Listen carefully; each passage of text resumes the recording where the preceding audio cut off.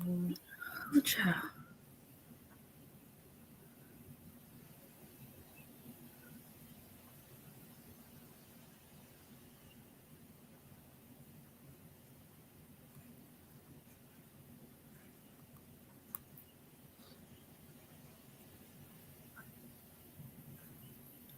Hello, hello. As you join, say where you're from and who you are because we can't see you. It's true. If we could, that would be very It'd be so impressive. easier if we could see you. um, although, so like when I hover over, my eyelash is doing weird things. I don't like that. When I hover over the little thing that shows me how many people are in here, this eyelash is gonna piss me off. Um, I can see where they're watching from, but right now I only have it from my one channel. So ignore me while I fix my eyelash, y'all. That's how you know it's real. We're live and this is authentic. Right? This is authentic. Well, I might just have to take them off. We not finna do this. It's because I'm hot and sweaty. Child, I will take this bitch off. That's the magic of magnetic lashes, though. You could just pull them off and not kill yourself. Yeah. Hi, Brittany. Hi, Priestess Almost Shule. Hi, C. Beasley. So I know Priestess is from DC. Brittany is from the Wild Wild West. C. Beasley, where are you from, love? Sorry. I am like not sick anymore, but I've got like this eternal frog in my throat. It just won't go nowhere. It really will not.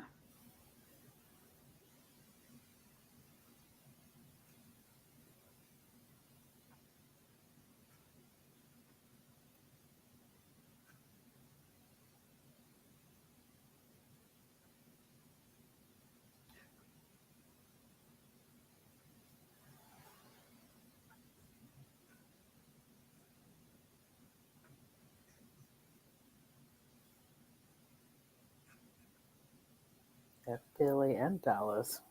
We're all over. Oh, hey, Paige from Philly.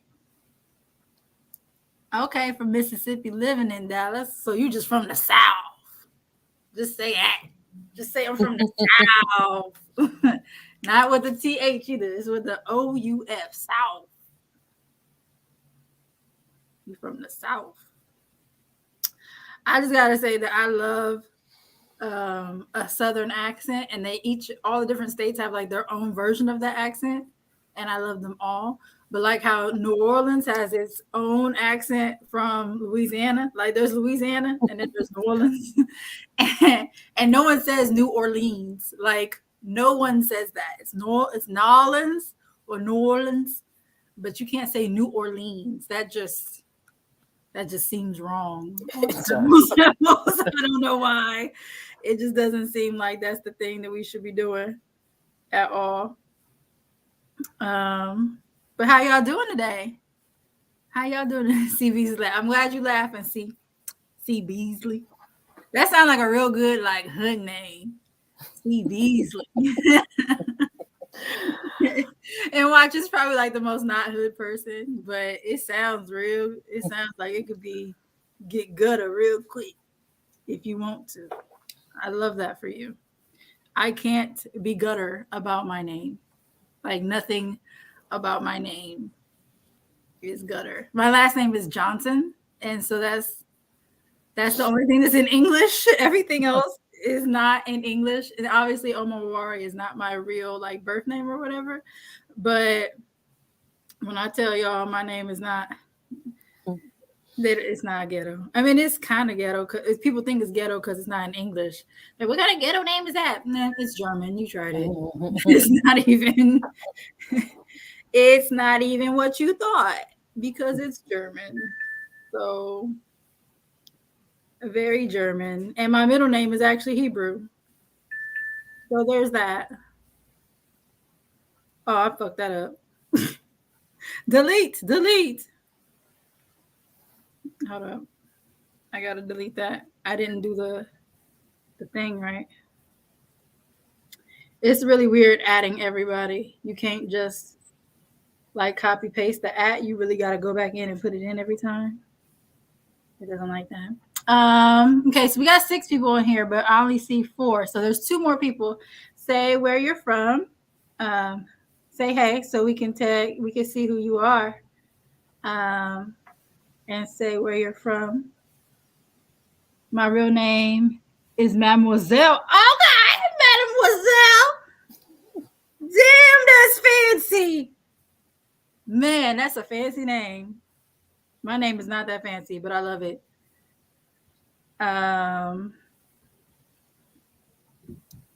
that's a really dope name. Like I can just imagine the looks you get when you tell people what your real name is, and they be like, "What? They're like, sure. No, for real. Address me properly, bitch." Like, I would Correct them every time. be like, "My name."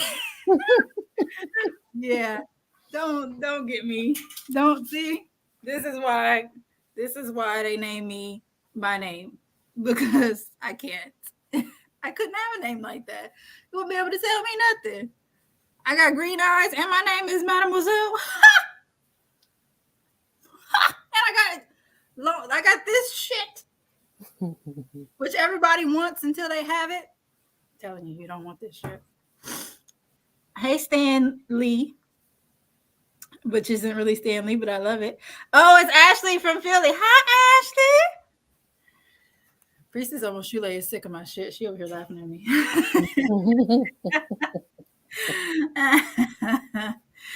In case y'all forgot, I'm a whole clown. Doop, doop, doop. I've been calling my small person a clown all day because they've been, oh my God, my small person has been doing, and we're going to talk about children, so this is appropriate, right?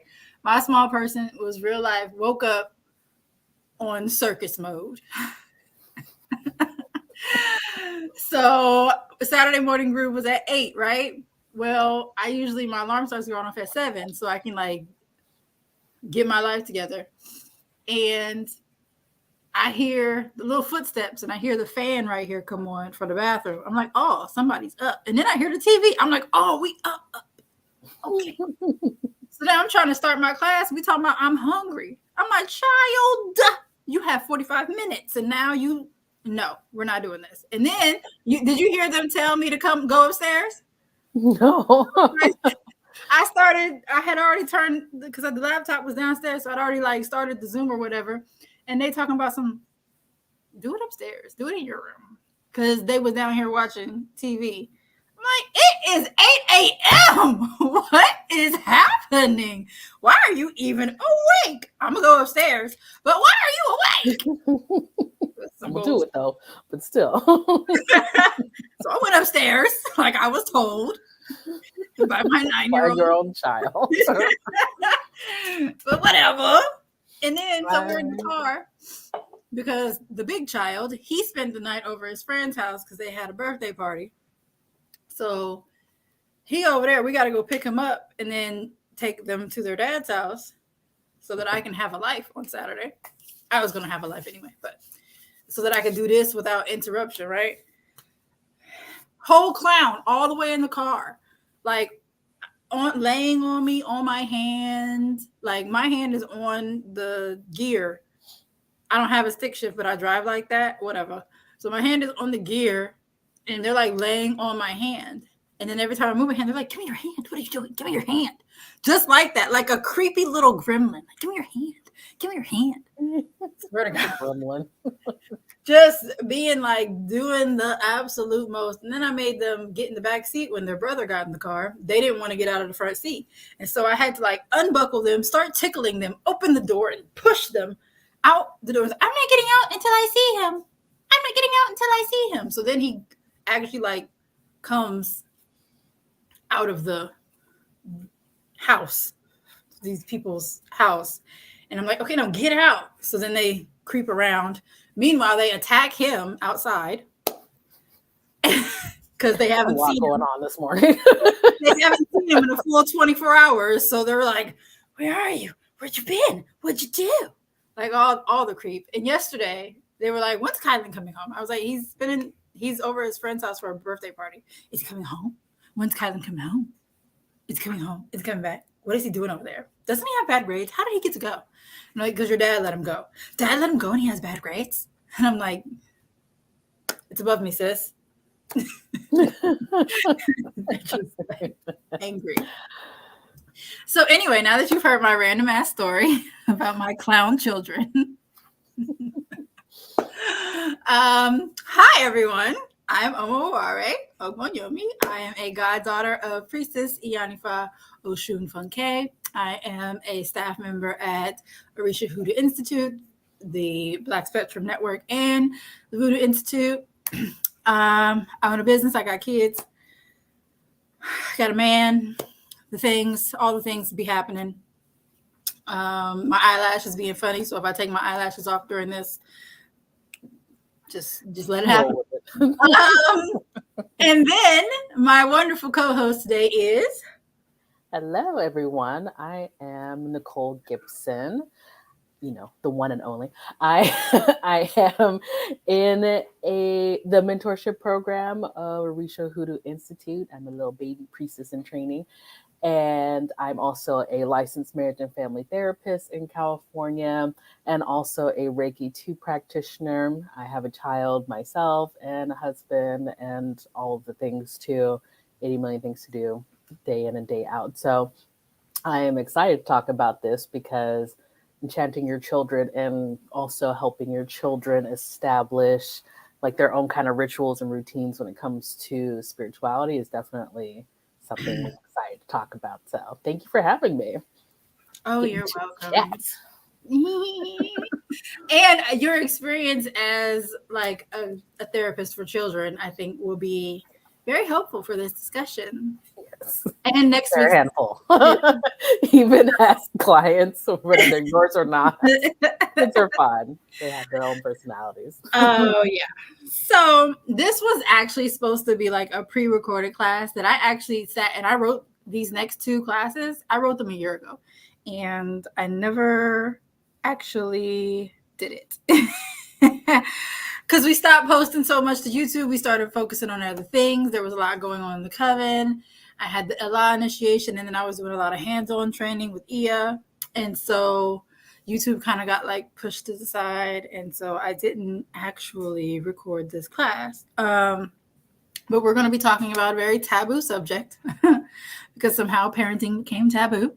But I had to split this up because it's going to be a lot.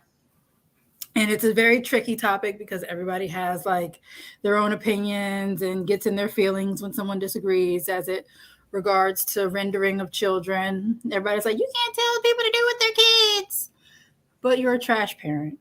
And so I'm not telling you what to do with your kids. I'm just telling you you're a trash parent. Those are two different things. I'm not going to be telling you how you're a trash parent today. We'll save that for another day. So feel free to disagree or whatever. Not here to convince people. I'm just telling parts of my parenting story and then things that I've learned while parenting both my children, other people's children, and some so-called adults as well. Because the things I'm going to mention today end up trickling into adulthood, and then you end up with unhealed, crazy, psychotic adults because of the trauma they experienced in their childhood. And trauma isn't always like bad things like molestation or death. Trauma could just be the way that you talk to your kids. So we're gonna talk about that. Take it or leave it, listen or ignore. No hard feelings. There's some of the things I'm going to say in this video kind of need to be said, but this is the nice video. Next week is the not nice video. I'm just going to tell you right now. I'm going to try not to even curse in this one. As a matter of fact, I don't think I wrote a single curse word. So let's see if I can keep them out of this one. But next week, I wrote so many curse words when I was writing that class. So just know. Hello, hello, Zilla Maya. Um, and then if you guys are watching and you feel comfortable, please share this video so that people can join us live, so that we can get lots of people in here at once, so they get the information the first time and they can ask their questions later. That way we get as most interaction as possible. And that way it's a rich conversation. Yeah, ignore my hair. Just ignore that right there. It was bothering me. Sorry. My OCD is on like 1,000 today. So anyway, topic number 1, discipline. So we're just gonna jump into this quickly. We're gonna start with discipline. And I will just say I'm not completely opposed to all forms of physical discipline. But I do think it's widely overused, and especially in our community. We threaten like no other to lay hands upon a child, which, when you really think about it, that's kind of crazy. But I was whooped as a child, not very often, probably not as often as I could have. But so what I experienced, I would not consider abuse. I've known other people that have different stories. And my kids probably couldn't tell you the last time that they had a whooping. And I actually wrote this a year ago, and it still stands. I have snatched them up. I've done the that. But I haven't like whoosh, like actually like had to strike them. Is that's what they say when they're trying to be dramatic about it? Striking a child. I haven't had to do that for like a while. I don't curse at them very often. I don't berate them like ever. But I'm not one to let ignorance slide. And if you know me in real life, you know that I am not good at letting stupid be stupid in my face. I don't like to be played with in my face. Before that was a saying, I wouldn't let people play in my face. So there is that. Um, and then like so when they act like simpletons, which they do because they're children, right? And even some adults do this. I'm still going to address it, but I'm not going to like threaten them bodily harm most of the time. Um, I'll explain why I was foolish. I will explain the possible ripple effect of their actions and what they should do next time. But kids are not dumb. And we have to get away from that line of thinking, because they can see what's going on around them, and they they need direction. That's all. They need a different type of direction sometimes, because they don't see the full picture. They see their little narrow part, but they don't have the ability most of the time to see everything around them. And so as parents, it's our job to be like, yeah, this was a bad choice because you was only looking right here, but you didn't see all this over here. All this. You just ignored all the things over here because you was just looking right here. That's like when you tell them to go look to get something out of a cabinet or to get anything, and they can't find it, and then you be like, if I gotta come in there, I'm whooping your ass. Like we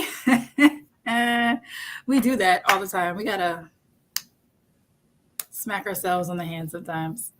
You gotta stop threatening bodily harm all the time. I try not to yell when things get spilled or dropped or broken. I'm not perfect. I said try. Uh, but monitoring my reaction to mistakes is definitely an important part of that, because then they feel like they can't make mistakes, or if they make mistakes, then something bad's going to happen. It doesn't seem like a big deal then, but then as you grow up with that mentality, it becomes a whole other thing. Like it results in like perfectionism, but like on the deep end sometimes. And it can cause depression because now you feel like, oh, you can't do anything right.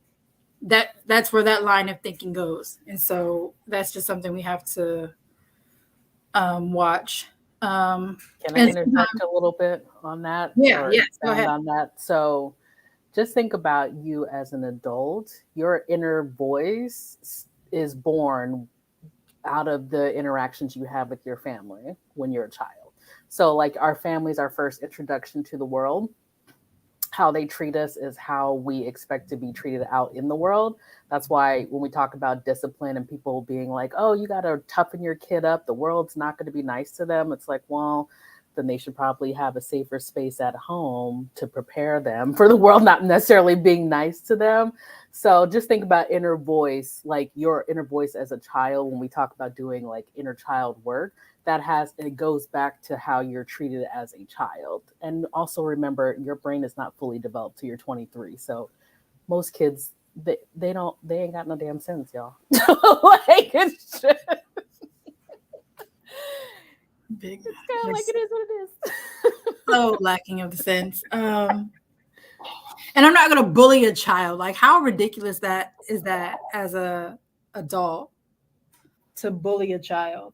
Like, Most you people sound have kids and they want to become the bully. That's a whole yeah. other topic. Because we say that about police all the time, right? Like the bad police were people who were bullied when they were kids. It's the same thing for parents. Like you were bullied as a kid, either by people or your parents, and now you get to be the bully, and that's weird. We don't think about it like that, but honestly, it's weird. And that goes into the next part is that children are people too. They're just little. I know I'm gonna see this number. Oh, look, I knew it. The number dropped. I said people are children too, and people left the chat. Like, and we're out. People are children are people. This bitch is crazy. Let me log off. She don't know what she's talking about. Yeah. I don't know when or where this started, but we really did start acting like we can control everything our children do. And that's just not reality at all. We assume that every move they make is a reflection of our ability to raise them. And this is simply not the case. They feel, sorry, they have their own goals, aspirations, desires, and feelings. Children have feelings. Go figure. And let me say that again. Children have feelings. I can't believe I actually wrote that. That's funny. You forget sometimes. Yeah, because I wrote this a year ago. I have no idea what's in here, guys. I'm just kidding. I like reviewed it real quick. Still accurate. They have feelings now. They had feelings a year ago. They still got feelings. That's crazy. The number dropped again. I said kids have feelings. The number dropped again. That is so funny. This. Oh, look, and now I jump back up. Okay, we're good. Bad reception areas. I'll give y'all a break and assume it's bad reception areas. Not we're logging off when you say kids are people. We don't like kids are people. Drop. Feelings drop. It's crazy. Here's another one. Boys get hurt emotionally and want a hug and to cry. Not allowing boys to express themselves emotionally is what causes emotionally detached men. This is the birth of a fuckboy. The birth of a fuckboy. Telling boys they can't cry because they are boys is abuse. There, I said it. Also, telling your son he's your man is emotional incest. Just we're gonna talk about that in the next one. Just FYI. We're gonna talk about that next week. We're gonna talk about my son is my king next week. Oh, hunty, no. That's a next one. Make sure you tune in for that one. The next one is this. Like I said, this is the nice version. Next week is not the nice. Next week you're getting red for Phil. We're just gonna. I'm reading. Like that. Children should express themselves in a way. Should children express themselves in a way that is respectful when they are hurt or disagree? Absolutely. And telling them that they can't will lead them to believing that they have to suffer in silence and that their feelings don't matter. Another big thing of depression. Please stop dehumanizing your children and stop it immediately. If they want to do something foolish, explain to them why you're saying no. That because I said so bullshit really makes you sound like a bully. And so you're not physically beating them, but you're mentally diminishing them, which is still abuse in some sort. And it's going to lead to the next point. But Nicole, how do you Well, feel about children being people? well, it also has to do with like if you explain things, it helps their critical thinking skills because like they can't understand it if you don't explain it. And it's really hard. Like I have a 5-year old and it's hard. Like I have to catch myself. I am a therapist and I still catch myself like not communicating with her in a way that I want to do. I am unlearning years of how to communicate because I'm trying to do it differently than how my parents did. Great, my parents were, not abusive per se, but it was like, there was a lot of yelling. And so like it's hard to communicate with your child when you're revamping how you have grown up, what you grew up seeing. So like just acknowledging that your child is a person is miles ahead than what most of our parents did.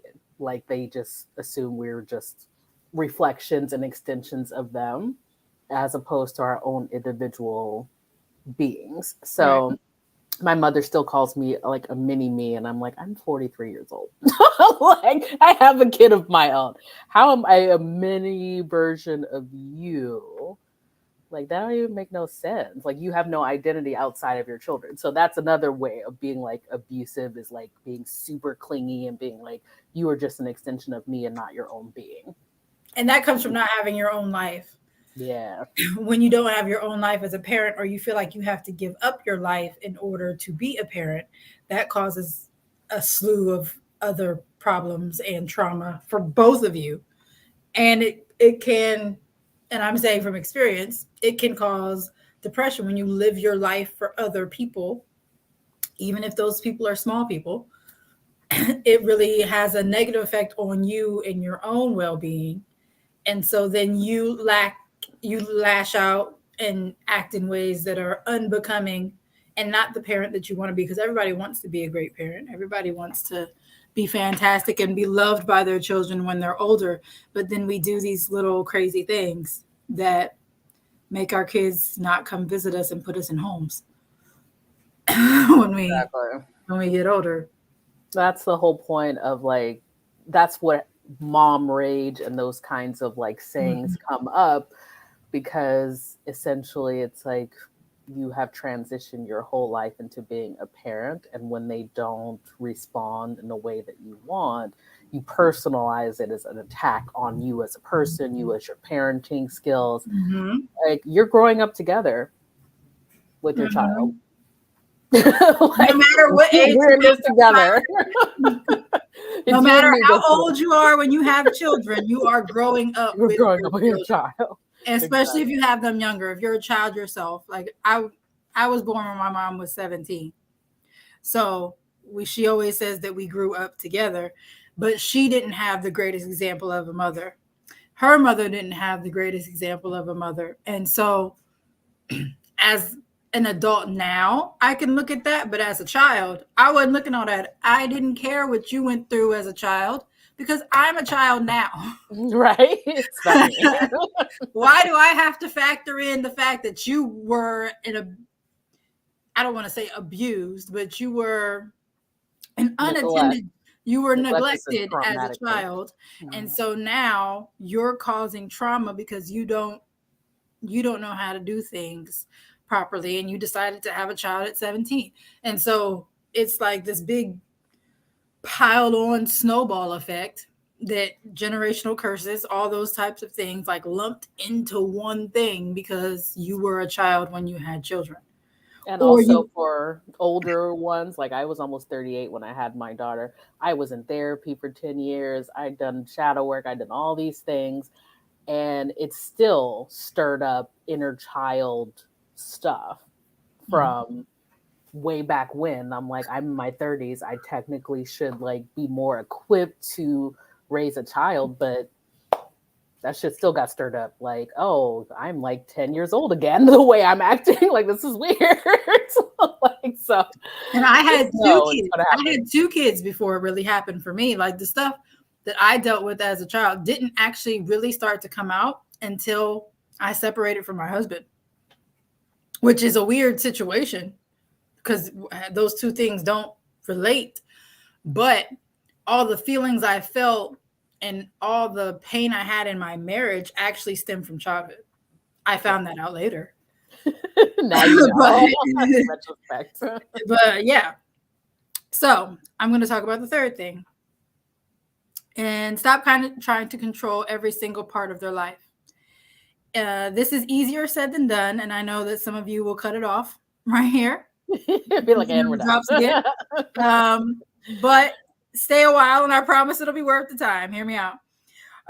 Remember when I said children are people too, right? So, well, it's not just my opinion. That's an actual fact. They are, in fact, humans. And when they are in the presence of others, those people will have an influence on their life. They will learn things from friends, family, and teachers that you cannot control. Maybe you don't know this, but the internet is full of nonsense. Go figure.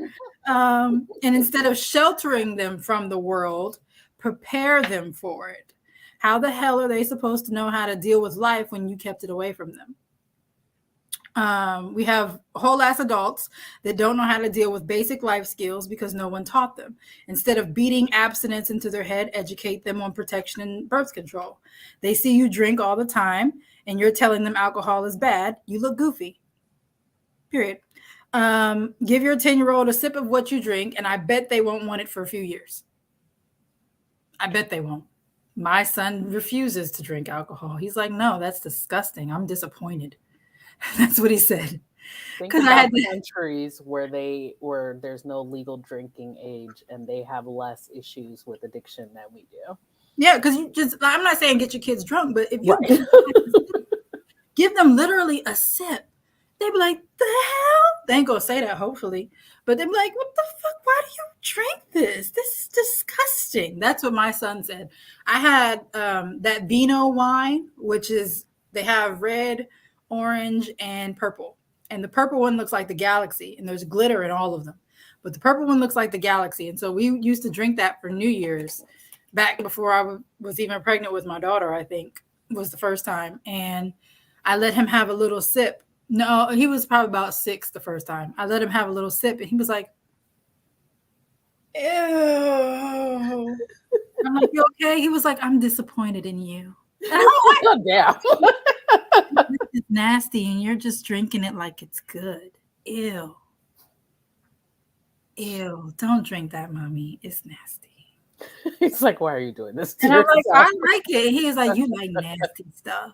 You like nasty stuff.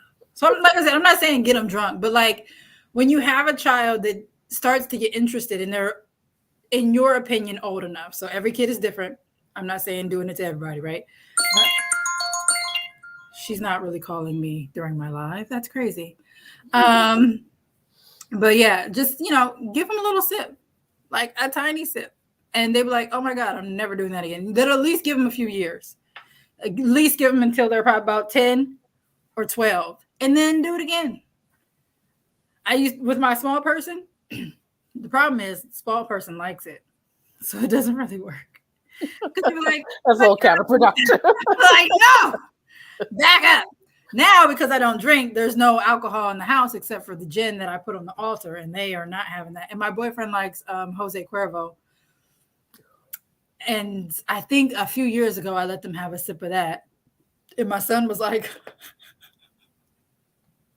he was not having it. Meanwhile, the small person's like, I'm like, get away from me, go.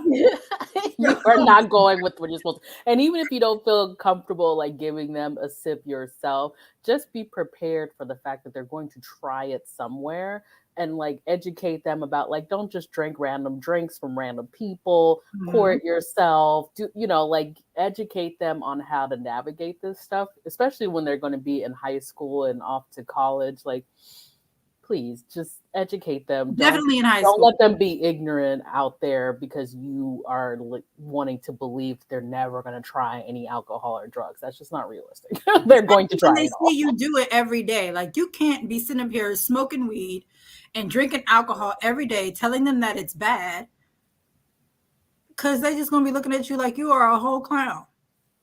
a whole clown. That's what you look like. You can't do that. You can say, We're you being can, nice this week, but next week you're getting told just how right, bad the clownery right. is. I'm trying so hard. But like, you can say, like, it's not appropriate for your age, but don't say it's bad for you. Because, like I said, you look like a whole clown. Just say it's not appropriate for your age. Like, this kills brain cells. You don't even have all your brain cells yet. Don't kill them yet. Just wait a little bit. Just wait a little bit. Just, just wait a little bit. Or, like I said, give them a sip. Because if you, this is what I learned, because this is what happened, at least in my case. I didn't even ask for a sip, but like, and my kid's father, this happened to him too, where it was a way of them getting you to go the fuck away and go to sleep, and they give you, it was called the dose. Oh, no.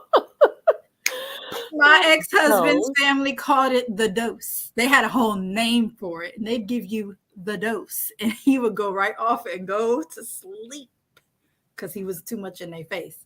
But he didn't know it was alcohol, but it made him sleepy. He went on and went to sleep. But like, just, it made me not want alcohol. Like, I didn't actually really start drinking alcohol until right before I got separated from my husband. I was in my 30s. I was like 30, actually. I was older than 30 when I started actually like really drinking alcohol. Because I was just like, and I still don't drink beer. You're never going to see me drink a beer. Ew. What? I'm eating So gross. wheat, drinking wheat, So gross. barley, rice. Like, Your oh, word. sake. Ugh. I cannot. I simply cannot. Not for Shucks. me. Not for me. And when I would drink before, it was only like frou-frou drinks. And then, like, right around my late 20s, I kind of started drinking wine a little bit, but I realized I had to have like sweet wine because I wasn't drinking that other stuff because it was dry. Couldn't do it. But like, when you give them something, they're like, yeah, I don't like this. So then when their friends like, hey, we're gonna drink, and go ahead, y'all. Y'all got that.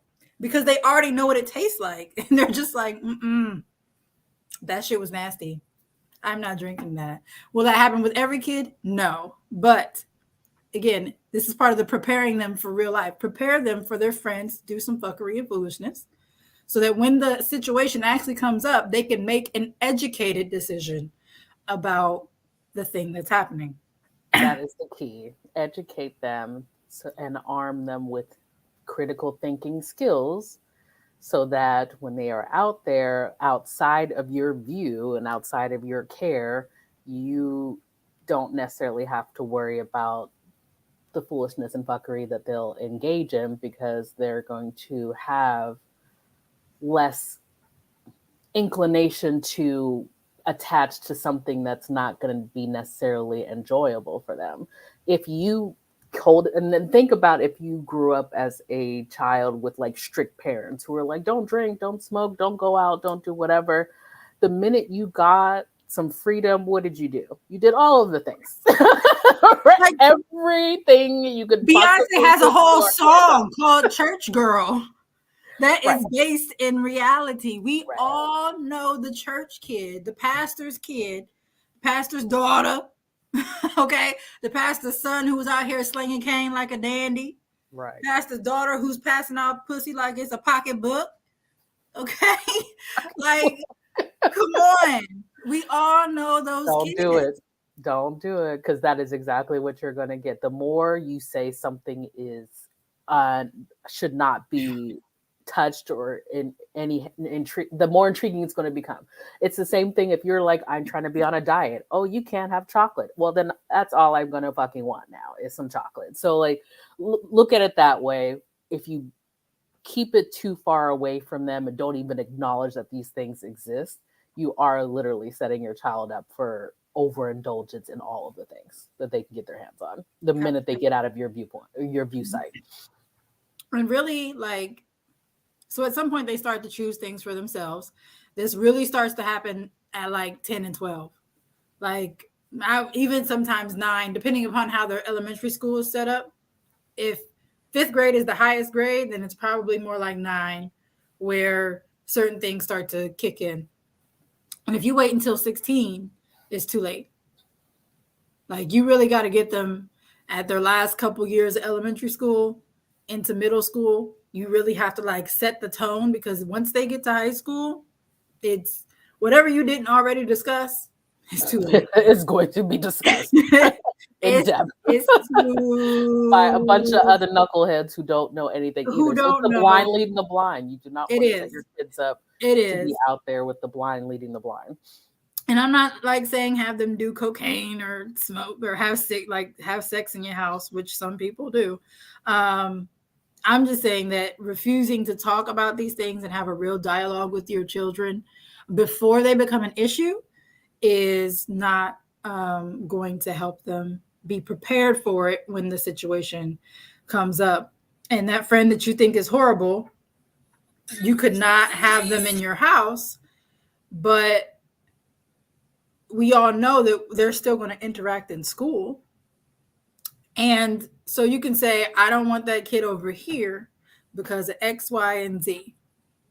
You're probably going to still see that kid at school.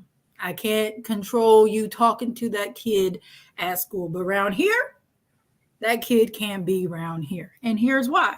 And then eventually, they'll start to see behavior in that kid. They'll be like, I don't think I want to hang around you no more. But it's because you told them why. You didn't just say, I don't like them. I don't like them. I don't like them. I don't like that kid. It's a bad vibe. As spiritual people, we have a big thing with saying the vibe is off, but not really explaining it. And you can't just say, I don't like their vibe, because kids are going to be like, the fuck is a vibe? They're like, what am I supposed to do with that information? Like, you mean you don't like their energy? They make me laugh, Mom. Like you have to be very careful with how you word things with children, because they don't understand it at the level in which you do. And talking to them like they're supposed to understand it at the level in which you do isn't going to help anything. So, and then why would you want to cause tension for somebody that they're not even going to be talking to in 10 years? Like chances are that person will not even exist in their life in a few years. They will usually, kids, I mean, think about the friend that you had in freshman year and think about the friends that you have now. How many of you truly still hang out with your best friend from freshman year? Not that many. Not that many. And chances are, if you did, it's because you still live in the exact same city, in the exact same town, and you were both on the same path in life track. You were similar in very many things. And so you continued your growth together. But that is not the case for most of us, like at all. And you want to also teach them like discernment, because when you're talking about energy and vibes and stuff like that, then you can explain like, I personally don't don't see much value in that friendship, but that's not my friend, that's your friend. If you guys are having some kind of good, you get something out of it that is valuable to you, go for it. And when it stops being valuable, you know what to do. Like, and if we teach children more about their own value and valuing their time, reclaiming their time, even as children, because I wish I could have some of my kid time back that I wasted some of these people out here. on motherfuckers. Okay. Okay. Not very much, but like for me, in my case, it's not very much, but there's time that I wasted in high school, not really on people, but on situations, on things that I thought were important, that I can't have that time back. Obviously, I had good grades. So that wasn't the problem. I was dancing at Ballet Med. I was in all the things. I did all the things. I did a lot of the things, but it wasn't only because I wanted to do them. I did a lot of things because I wanted to impress my parents, specifically my mother, and because of the situation and how my mother and I grew up together. And so a lot of that was I wanted affection from my mother. And so I did all these extra things trying to get her attention. And so that led to a lot of things down the road that I had to heal from. Right. Which I'm fine now. We're in a great place now. But when I say it took a lot of time, I mean just a year ago, we was still battling certain things because I wasn't healed from them yet. I am now, but that's only because Obatala just be swinging from my neck. It's true. Are there any questions or comments in the Yes, we chat? don't have any questions. I'm going to read this last little bit while y'all type some questions. And as Nicole said, kids need to come home to a peaceful, safe, and loving environment. They need that just as much as your romantic partner does, and you do. So keep that in mind. We always want to be a safe haven for our partner, but we forget about the fact that we should be safe havens for our kids as well. Just like you want somebody to be that person for you. um, I was like super observant as a child, so I learned a lot by watching the craziness around me. So sex, drugs, and alcohol were like everywhere when I was growing up, and so I chose to go a different route, mostly on my own. But I had a few adults to guide me and with wisdom and facts. But like it was largely just because of who I was as a person. Like I said, Obatala have been with me a long time. And he just was like, no, baby, we ain't doing that. We gonna put you over here. Like that crane in the little game thing that's in the middle of the store. When you first walk into Walmart and you can play with that crane and you're picking up a little plushie and it just moves it somewhere else. Drops it because child, I could have been a whole different person. I don't see any questions yet. All right. So we're gonna go on to topic number 4. Um, really talk to your children about real life stuff, which we kind of already talked about. But it's really close to point number 3, but we're gonna do it anyway. Everyone has their own opinions about when to have certain conversations about certain things, and my thing is I want my kids to hear the truth, and I want them to hear it from me. I don't trust their goofy friends to educate them on their body, sex, drugs, or relationships. I just don't. That's why people are out here looking crazy as adults. My children knew about menstruation before they made it to kindergarten because they had to see it. Like, go grab me the purple pad. I think I mentioned this in another video. Like, things like that. They knew about their bodies. The words winky and cooties didn't exist. They still don't in my house. I think if I said the word cooties, my daughter would be like, did you What say is that? coochie? What?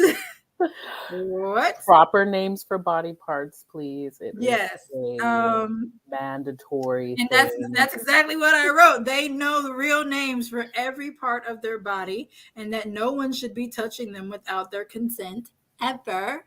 They know the difference between like a medical evaluation and something inappropriate. So they know like, hey, we got to check it. Like, especially once you have boys at a certain age, they got to check their little things. They do check girls' hoo-has just to make sure there's like no swelling, and they check for signs of abuse. So and we don't really think about it that way, but I had a really good. My kids have an amazing pediatrician. They've had the same one their whole entire lives, and he says exactly what he's doing when it's happening. And only just recently at their last appointment did I actually leave the room for my son's slight physical. And it was only like 2 seconds where he had me leave the room and come back. But if my son was like, no, she could stay, then I would have stayed in there. But at some point, you got to kind of release parts of that. They have to feel safe with their medical providers too, which is a whole other thing. But by taking them to the doctor regularly so they understand what a medical evaluation is and what happens during parts of that. Like at some point, I've already explained it to my small person because they do have a vagina. So at some point, there's going to be those types of exams, but they're not looking forward to it. Like, I understand, but Nobody's excited about doing no it. one's Just, excited. just But please don't be like Ti and like going to your daughter's like nope, appointments and check for virginity and stuff like that. nope, That's nope. creepy and weird on It many is levels. on Just like several levels. don't do that. On several levels. It's so The weird. violation of privacy. It's Right. creepy. It's And as adults, misogynistic. I've seen that so much where they're like, now you have to tell me everything. Like, no, they don't. Unless it's something that's medically necessary to discuss with you and they are a minor, they don't have to tell you anything. It's the same thing with therapy. If they're over a certain Oh, age, they don't have to tell you anything about their therapy sessions, and neither do the therapist. Does the therapist? So right. And they need to feel safe in that because if there's something going on and you're like this overbearing, crazy ass parent, then who knows what can happen to them? Who knows what kind of harboring of a disease they will have and then not get checked out and then have it fester and become much worse because they didn't feel safe talking to the doctor while you stood there about this bump on their penis. And they definitely weren't going to ask you about the bump on the penis because you don't have that type of relationship with them where they can ask you about a bump on the penis.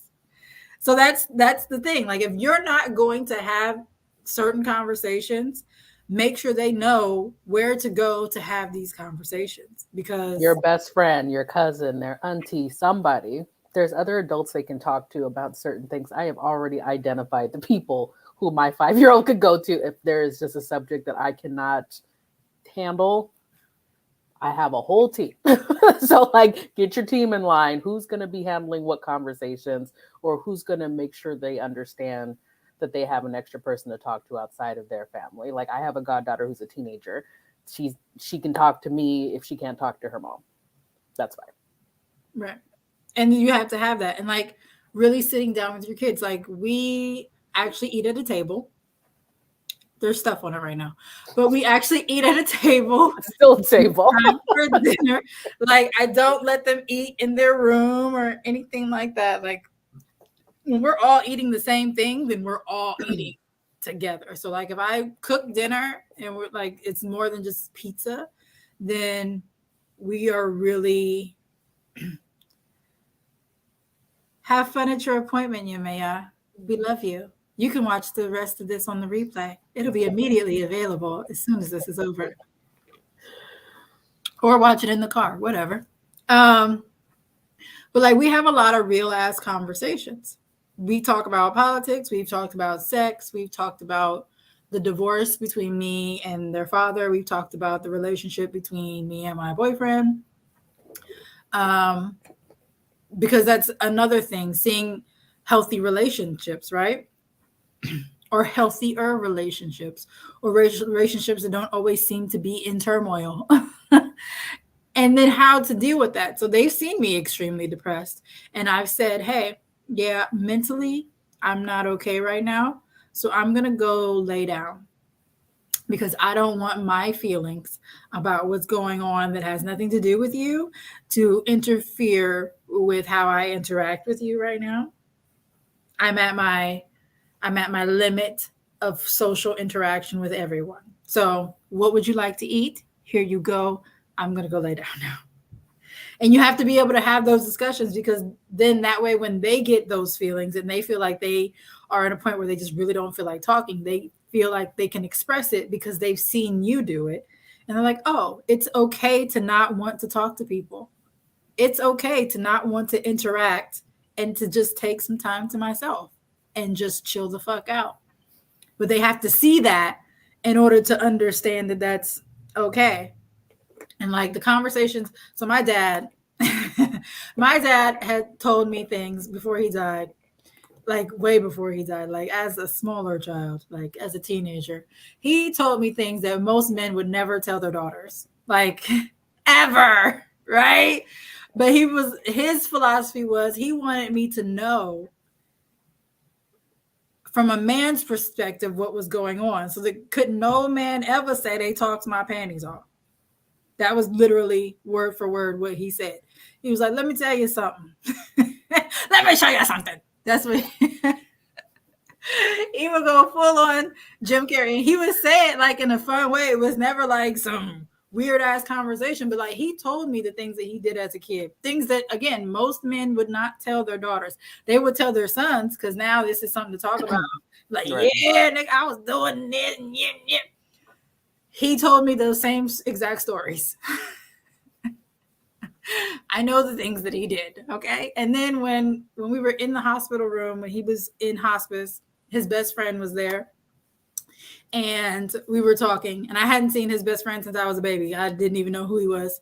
And he was like, I'm Paul. I'm like, oh, it's Paul. So, and then we're like having a conversation and he knows who my dad was, right? And I was like, yeah, he told me things that most people don't tell their daughters. And then this man continued to tell me more things. Slip and wait, there's more. And so I'm like, yeah. But the they were very, even though I hadn't been around this man, he knew how my dad felt about me. And so he felt like it was his duty to be like, man, listen, let me tell you about us. Let me tell you about us. Okay. Watch out for the ones like us. Have you ever listened to that song, Beyonce song called Daddy Issues? It's not called Daddy Issues. What is it called?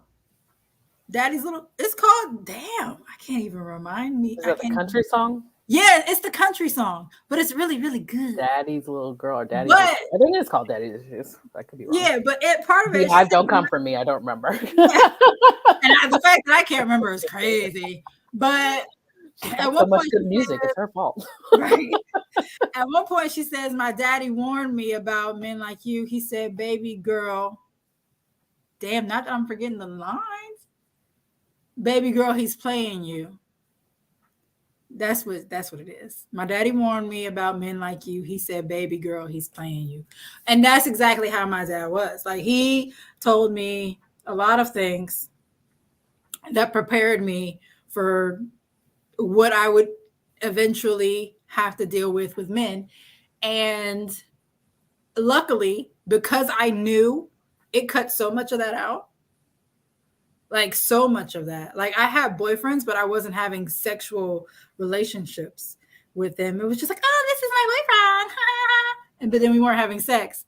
And so that kind of died real quick because I wouldn't have sex with them. And it was just like, oh well, on to the next one. Look, I have a new boyfriend. Like that's how I was. My ex-husband called me a boyfriend whore. Not because I was actually having sex with anybody, but I stayed with a boyfriend. Stayed. But it's all going back to the honesty aspect of what you talk to your children about. Because even if it, for some people it might be taboo for a dad to tell his daughter like the real deal about what's going on, but I mean, I have every intention to tell my daughter the real deal about like my experiences, obviously age appropriate.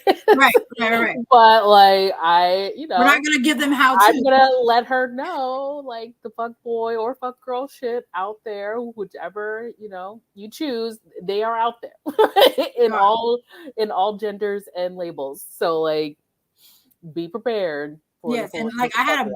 I had a whole family full of men, and they was not gonna let some little ashy boy get on my nerves. Was it like Bad Boys when they're like, you look like you 30? Listen, my ex-husband, when my family first met him, actually no, it wasn't even him. I was going to the movies with him, but that's not who was picking me up. One of our mutual friends actually came to pick me up who lived around the corner.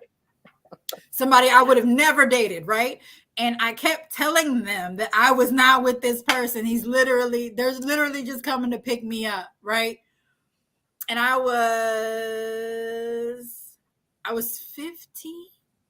Yeah, it was right before I turned 16. So this was like the second movie I went to go see. It was the 4th of July. So the first movie we went to go see was the week before. That's when we started dating. This was the next movie. The week after, it was 4th of July. We were going to go see Scream 2, I think. Yeah, that's how old I am. And and so somebody had to come pick me up. And one of them came and picked me up because he lived like right down the street from my uncle. And when I tell you, so first of all, my uncle is like my big brother. Okay. So there's that.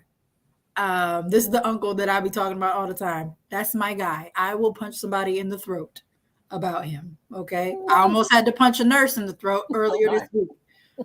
I, I don't play about him. Okay. That's real life like my older brother, and I will punch somebody in the throat, and I don't care who it is. It could be a family member. I don't care. I don't care. You're not about to play with Who's getting his throat punched? swear to God. Okay. But we were at his house and I had other older cousins. I have a lot of older cousins too that are the same age as my parents. And so that's a problem because now there is literally like 5 men that go outside before I'm even allowed to come in the house. They told me to stay in the house, stay right here. I couldn't even go outside. They had to go outside first when he pulled up and went out like a gang to talk to this boy. And I'm like, Lord Jesus. And this isn't even the person I'm dating. This is just the person picking me up. And then they come in and be like, all right, go ahead. I ain't worried about him. Because they knew me. And they knew that wasn't. They messing with that poor boy. He's like, I shan't be picking you up again. Boy, listen. Oh, Jesus. But like, that's the family that I had. And they was gonna tell me, like, yeah, you need to take this pager, you need to take this cell phone. Who all gonna be there? Is somebody gonna have a phone? But at the time, we still had pay phones, so cell phones really wasn't even a thing. That's why I said pager. Again, I'm aging myself. Oh, I'm right Um, up there with you, so it's yeah, totally fine. I understand the Jim Carrey reference.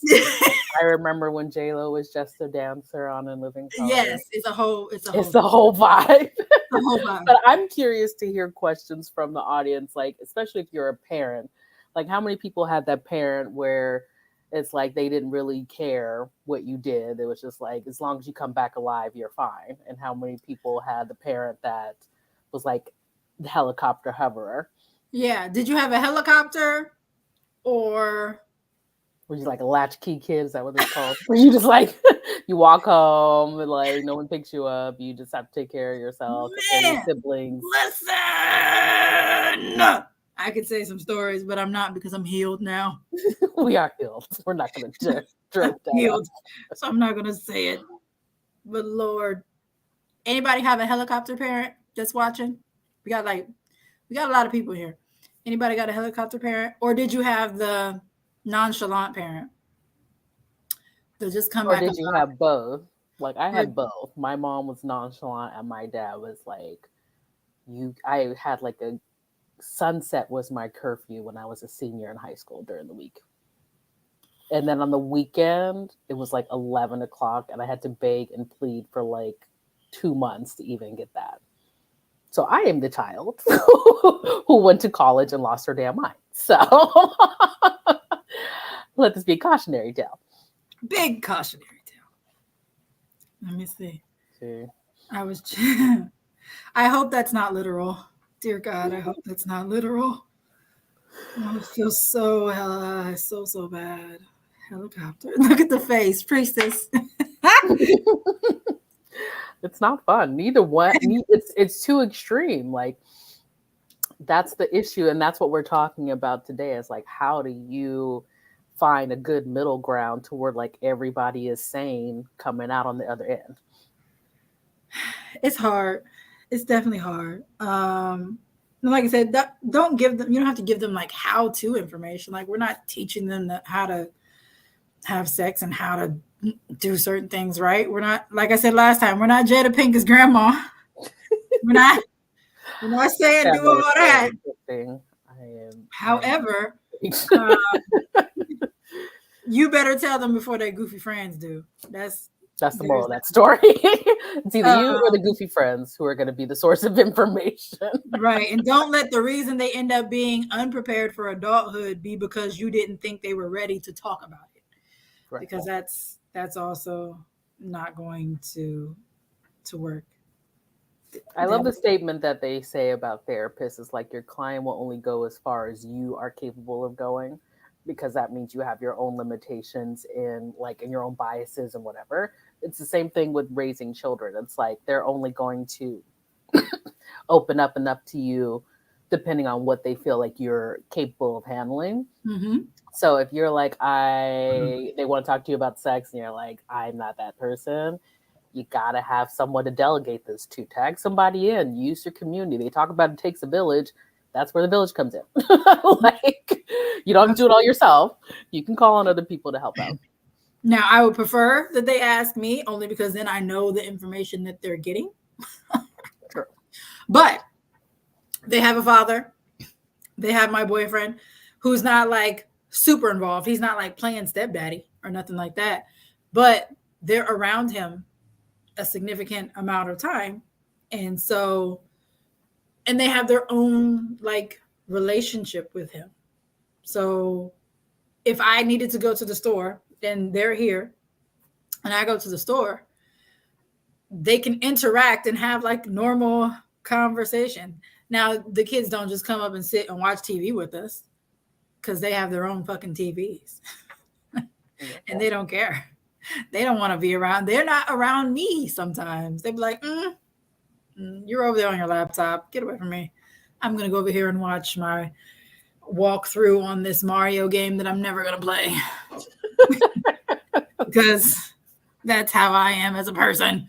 And I just want to, man, listen, I see how all these people get all these crazy views because my daughter straight turned on YouTube and wasn't even watching it. She's playing on the Switch, but YouTube's going off in the back. And it's just going through the list of all the things on this one person's channel. She literally, they went to the channel and just hit play on something and then just gave no fucks about what else came on because it was all on the same channel. They could have watched the same video 2 days ago. Wouldn't matter. It's just, let's just play it again, Sam. Just keep going. That's just who they are as people. But I see, I want to get to that point where people put on my YouTube channel and just let it play. So maybe I should do some videos for kids so they could just let it play. I have to figure that out. And I'll do Siri, shut the hell up. You can do some Ricky infused like videos for kids. Something. I gotta figure it out so that they can get all these lo-fi beats. because I need all these views from kids, man. I swear. But then my whole channel says not for children, so they got to be on somebody else's account. Like mine is connected to the TV, so they're really not on anybody's account. Oh, they're on my Amazon account, which is totally me. So it's gonna play whatever. I monitor it, but like again, I'm not a heavy parent. Like I don't. So my kids watch Family Guy. I don't care. We've already talked about all the stuff they're going to talk about. I want them to know the difference between rapey vibes and like regular people. And I don't want them to be so soft to where they're like, oh, a curse word. Or oh, they made a joke about sex. I don't want those kids. Those aren't my kids. I was not meant to have those type of kids because it's a really funny show. It's inappropriate, but it's a funny show. And again, there are life lessons in that show. And if I shield them from it, they're just gonna hear it from their weird friends and they're not gonna know the difference between a show because they see it on Family Guy. They know it's fake because it's Family Guy, and then real life. Because now they hear their friends repeat it. I'm like, dude, that was from Family Guy. You're not saying anything important. And then they can move on with their lives and not get stuck in what they think is some real deep introspective moment. Bro, that's from Family Guy. You're not smart. Get out of my face. Stop And if playing. they're not watching it at your house, they're watching it at their friend's house when they go on a sleepover or whatever. So And the internet. The whole internet. The whole tablet has all the apps. So YouTube, that Moo shit. Do you remember that?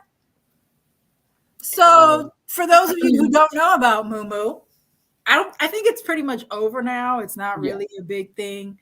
But there was like a good few months where this Moo would pop up and tell kids to do bad things. And so the first time I heard about it, I asked my son if he had ever seen it. He was like, yeah, I saw it. It was creepy and I turned it off. He's like, this But is not that's because at this point he was probably like 7 or 8, maybe. He was like, "Yeah, that was creepy. I turned it off. I didn't want anything to do with that." And I was like, "Did it tell you to do bad things?" And he was like, "Yeah, I wasn't doing that. I turned it off." I was like, "This is not okay." But because we've had like conversations, there were other kids who were real life doing stuff because they were young and impressionable, and they taking pills, I think, was one of the things that told them to do. Stab your parents. Like, yeah. it was really crazy. And people were like, "Oh, just block everything. Just take all the tablets away. Don't let them be on YouTube." No, go ahead and tell them. You see this thing? First of all, it looks creepy, but you see this thing right here?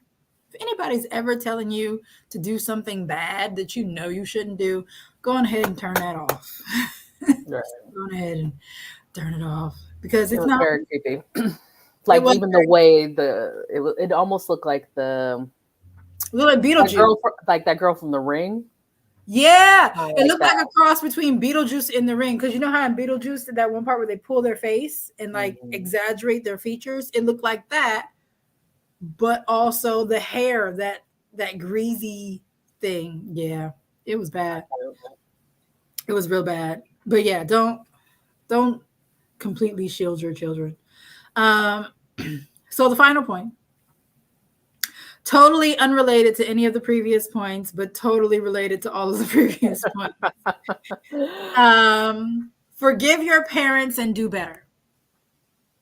Oh boy, So that's a whole word. this Forgive could your be, parents for being human and this could be who its didn't own know video. what the hell they were doing when Yeah, they had you. especially if they were also children, right? So this could be a whole video, and maybe we'll do one later about it. But the I Family got systems is my jam, so I could very much help you with oh, I how love it. do we craft a conversation about spiritual healing and mental health healing when it comes to your parents, because they're your first introduction to the world. There's no way around it. Even if you're adopted, even if you were in foster care, like the people who are your parental figure have set the foundation for how you interact in the world and how you parent. So, Hmm. Even for, if you don't realize it, because either you're trying to be different or you're copying, one of the two. So the whole like I got beat, cursed out, and kicked out, and I'm fine. That can go straight to Christian hell because it's actually not true. You're emotionally unavailable. You have anger issues. you're a bully to your own You're a children, bully to your own children. You don't know how to talk to people. You need therapy and shadow work, both of them. all of Um, and shadow work and therapy are not the same. I've had to do both, they're and not the shadow work same. knocked my socks off way more than therapy did. So just know you Yeah. need both. We all do. So understand that the bullshit that you grew up with is not okay. Your parents should have done better. But what you don't know is how they were as a parent was based on their parents. For better or worse, your mother was toxic. Based on what you know of your grandmother, how do you think that influenced your mother? You have to like go back a generation. Your dad wasn't around much. What do you know about his parents and how he was raised? I'm not saying they should get a pass. However, understanding how they were influenced into your warped perception of parenthood will help you recognize where you need to adjust with your children.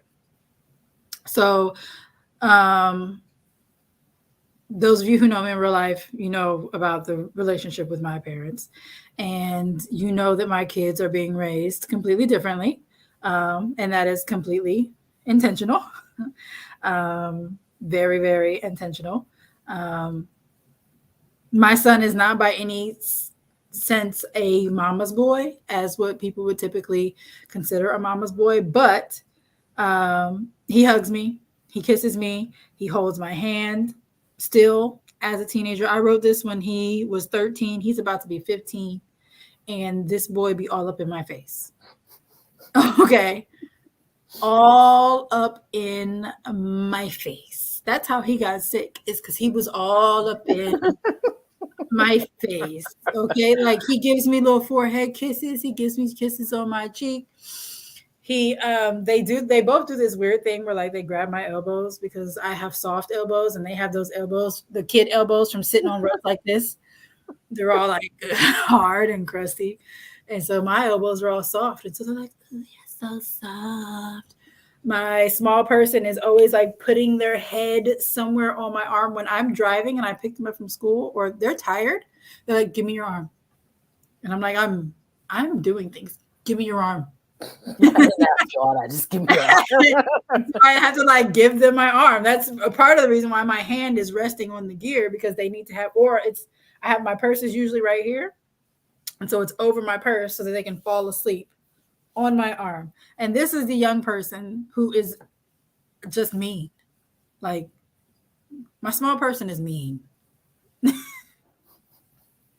But anyway, they will still like be all up in my shit, all up in my face because they're still affectionate towards me. But I did that on purpose because I couldn't be affectionate really with my parents. With my dad a little bit, but I didn't have him all the time. We didn't live in the same house. I didn't even really know him until I was 3 because he was in jail. So he went to jail when I was a baby. So who are you? And like I got to see him while he was in jail. So I knew he was my dad, but I didn't know him like as a person, right? And then when you hear like somebody's in jail because they did bad things, you're like, when you're 3, you're like, oh, you're bad. You did bad things, right? And so you don't want to just like be hugging all on that person because you're like, oh, you did bad things, right? Because you're 3. So it took a little while. I was still very much a daddy's girl, though. Let's not confuse things. I was a big old daddy's girl. I encourage my small person to be a daddy's girl before they started using different pronouns. But like that relationship, I never wanted to interfere with that relationship because I was a daddy's girl. So by all means, be all over your dad, please, because it was a healthy relationship, and it's when you can go to one parent or either whatever for certain things and just be affectionate and you can get affection from a parent. There is no replacing affection from a parent, just like there's no replacing romantic affection. Like they're two completely different things, but you need them both in order to be like a whole person. And then you also need affection from your children, but you can't get affection from your children if you didn't give it to them, because that again, that's how you grow. They grow up and they put you in a home because there was no there was no real love there. And like I said, my small person's mean. They only like 7 people on the planet. That is the child that stresses me out the most, tests my gangster the most. Um, we could be having this whole conversation about them acting crazy, and they go, and then they're like on my arm, like, no, give me your arm because they want to lay on it because I'm soft. But you were just yelling at me. You were just so mad at me because I wouldn't let you have Oreos at 9:30 p.m. on a school night. But now you want to lay on me. Such a mean mommy. But I mean, going back to forgiveness, though, that is definitely a theme for a lot of people. And how I kind of conceptualize it is just remember, like, if you're anywhere over like 30 years old, roughly, like, your grandparents were probably born in like the early 1900s. Like, you probably, like, so you're just like the second or third generation from people who grew up in a really, really fucked up time in this country.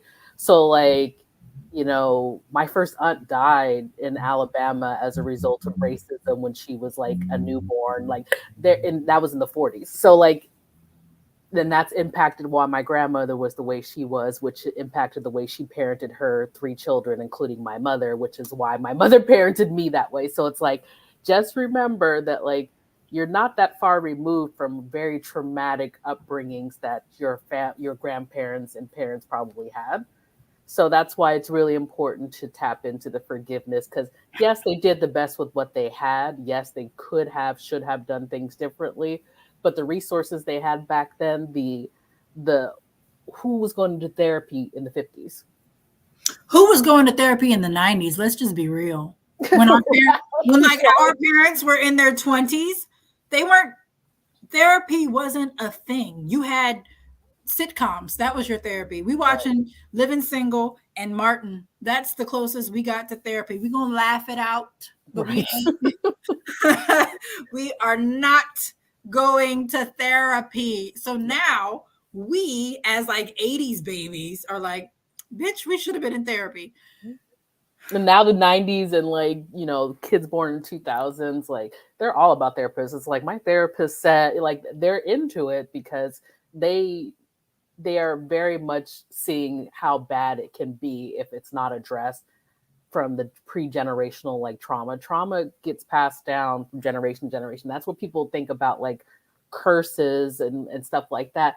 It's really about generational trauma just being like taught to the next generation on how to do things. Now obviously being abused and things like that, yes, it's harder to latch on to forgiveness, I'm sure, but it really does nothing for you to still be mad at your parents about who they are as people.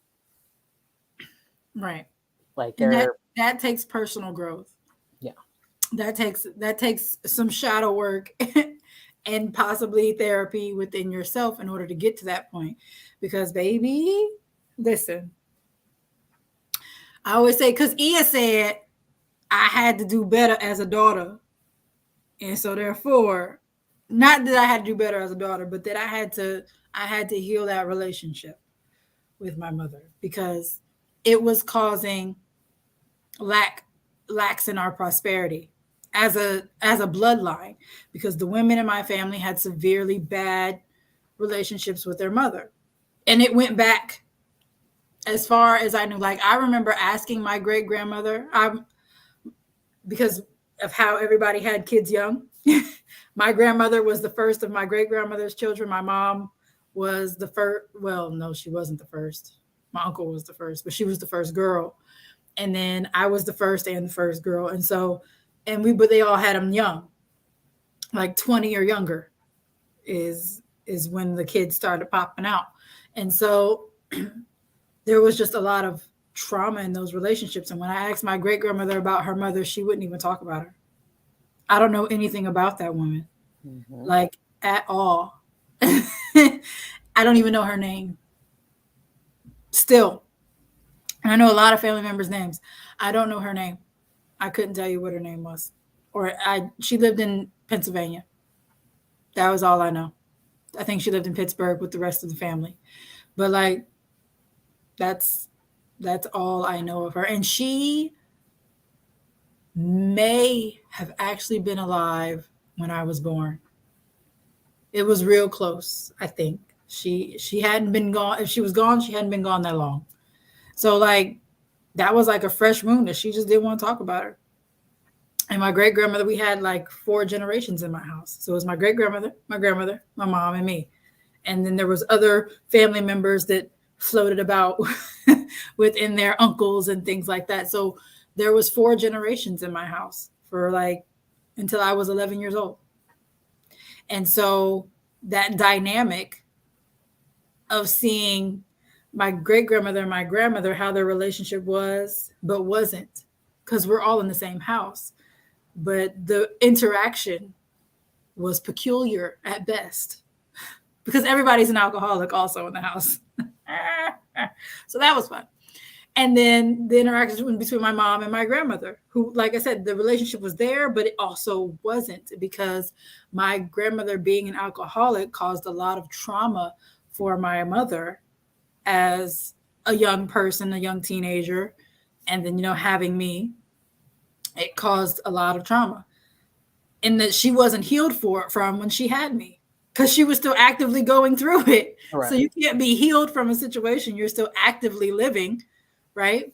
Now, as a child, I didn't really understand that.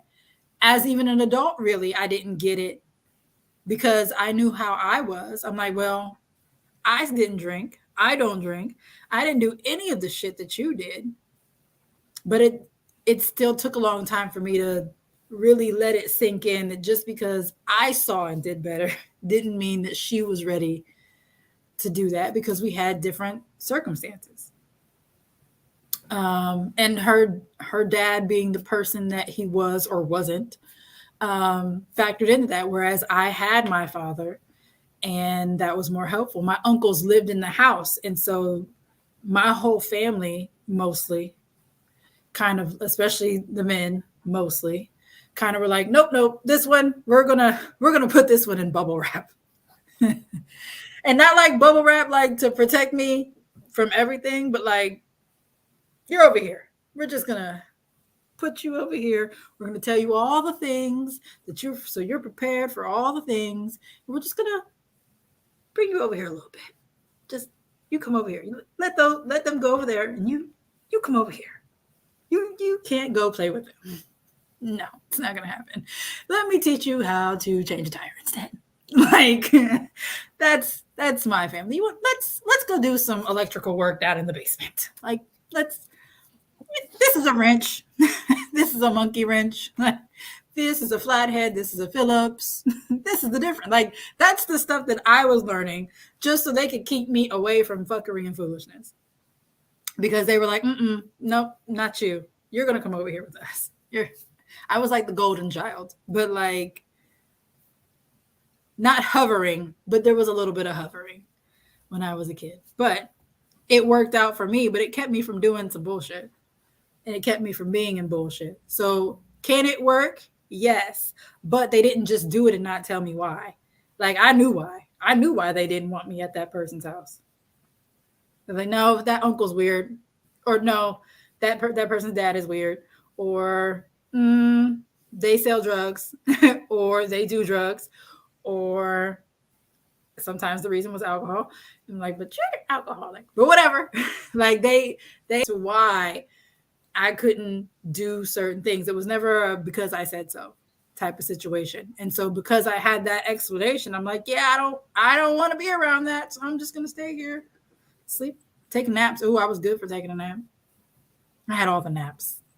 Because I was an only child, so I didn't even have other kids to play with. Like, oh, I'll just be in here with this here nap. It's great. It's probably why I like to nap now so much. But yeah, if we kind of talked about everything I was going to talk about. Well, I think we're ending on the conversation about forgiveness because I feel like that is such a big pill Yeah. to swallow for a lot of people. And, I struggle with it too. I am a therapist myself. I've been to therapy, I've done the shadow work, and I still get pissed off with my parents. Like, oddly enough, my relationship with my mom was always the more difficult one. She's also the reason I didn't want to have a daughter because I was just like, all the women mother daughter relationships in my family are not great. So it's like I don't know if I want to be dealing with that. And of course, universe gives you what you need to work on. So I have a daughter, and like I have to consciously do things differently. It also stirred up my own inner child work. Like I'm mad at my mom, and then now, as of late, I realize I have more issues with my dad because my dad is also an addict, and I never noticed it as much as I Mm. noticed my mother's addiction over the years. And like now, his health is failing as a result of all of that, and I just remember everyone used to give my dad so much kudos for like, oh, your dad takes care of you. He does all of these things. And, he pays the bills and does all that stuff, but he's a yeller and he's just emotionally unavailable. He's not affectionate at all. And, that's kind of where I'm struggling now because I'm just like, I used to really migrate towards emotionally unavailable men. I And wonder why. Thanks, Dad. what do you know about your dad's parents? I know that oddly enough, well, first they were older when they had him, which was a strange thing back in the 50s. Like my grandma and grandpa were in their 40s when he was born, and he was the only child. And so like, and my grandma, like, was a housewife, and My grandfather was a window washer, and like I don't know if it's just because he didn't have a lot of interactions with other kids. Actually, my mom and him met because they lived across the street from each other. So my dad is in my mom's fifth birthday party picture. That's how far back they go. I remember you said. And yeah, and they don't, it didn't work out. It's a typical, childhood sweethearts get married, have kids, and your life falls apart because you're 12 years old basically when when you get married and start having kids. So like, it was not going to work, and that's just what it is. But yeah, it's like forgiveness is something I've had to work on both aspects with my parents. And sometimes it's not necessarily because of their relationship with their parents. It could be the relationship with their peers. It could be the relationship, there could be other influences. But I think it's for my dad, he was just the only child with older parents and like very disconnected from like community. And Mm, so he didn't really like, so he became like a man's man where like he would go to barbecues and like, do all that stuff for his friends. So like he built his own community as an adult, but it revolved around drinking. mm. So, it's just kind of Were your grandparents drinkers? not really. So this was something that he picked up from being around other people. Yes. And he found like he started drinking in high school from what I gather. Like he had a little wine, like one of those wine leather pouches, Hmm. So like we found that when we were like packing up his home a few months ago, like it's like, oh yeah, that was from high school. I'm like, so we were drinking wine in high school from a pouch. Got it. Like that's not weird or anything. So do you think, because at this point his parents are in their late 50s when he's a Mhm. teenager, so do you think that really had an impact on his upkeeping? Because I because I'm gonna do this to myself, and so I need to know ahead of time what to look out for, because I'm gonna have an elementary school kid when I'm 50. I mean, me too. I'm like, my daughter, I'm going to be 44 and she's only going to be 6 this year. So, I'm an old lady with a kid myself. But I think I think it was the time. He was born in the 50s, the beginning Hmm. of the 50s. I think it was the environment. Like he grew up in like really, really deep in Los Angeles back in the day. Like, I Oh, just so think he had to deal with all the Black Panther stuff and just yeah, like, but he also, is not really, I don't know. I don't know what experiences he had as a child when it comes to like racism and stuff like that, because he just doesn't talk about it. But yeah, I think it has more to do with the environment. I think, once he discovered alcohol was a fun thing, he was like, cool, I'm going to do this. And I'm sure the people at school were like, yes, let's drink in high school. Why not? It's like, by that time, it's the 60s. He was a hippie basically. So and what it I've was come to kind of like, realize whatever. what I've come to realize is that people born in the 40s and 50s don't view alcoholism the same as we do, like Mm, at all.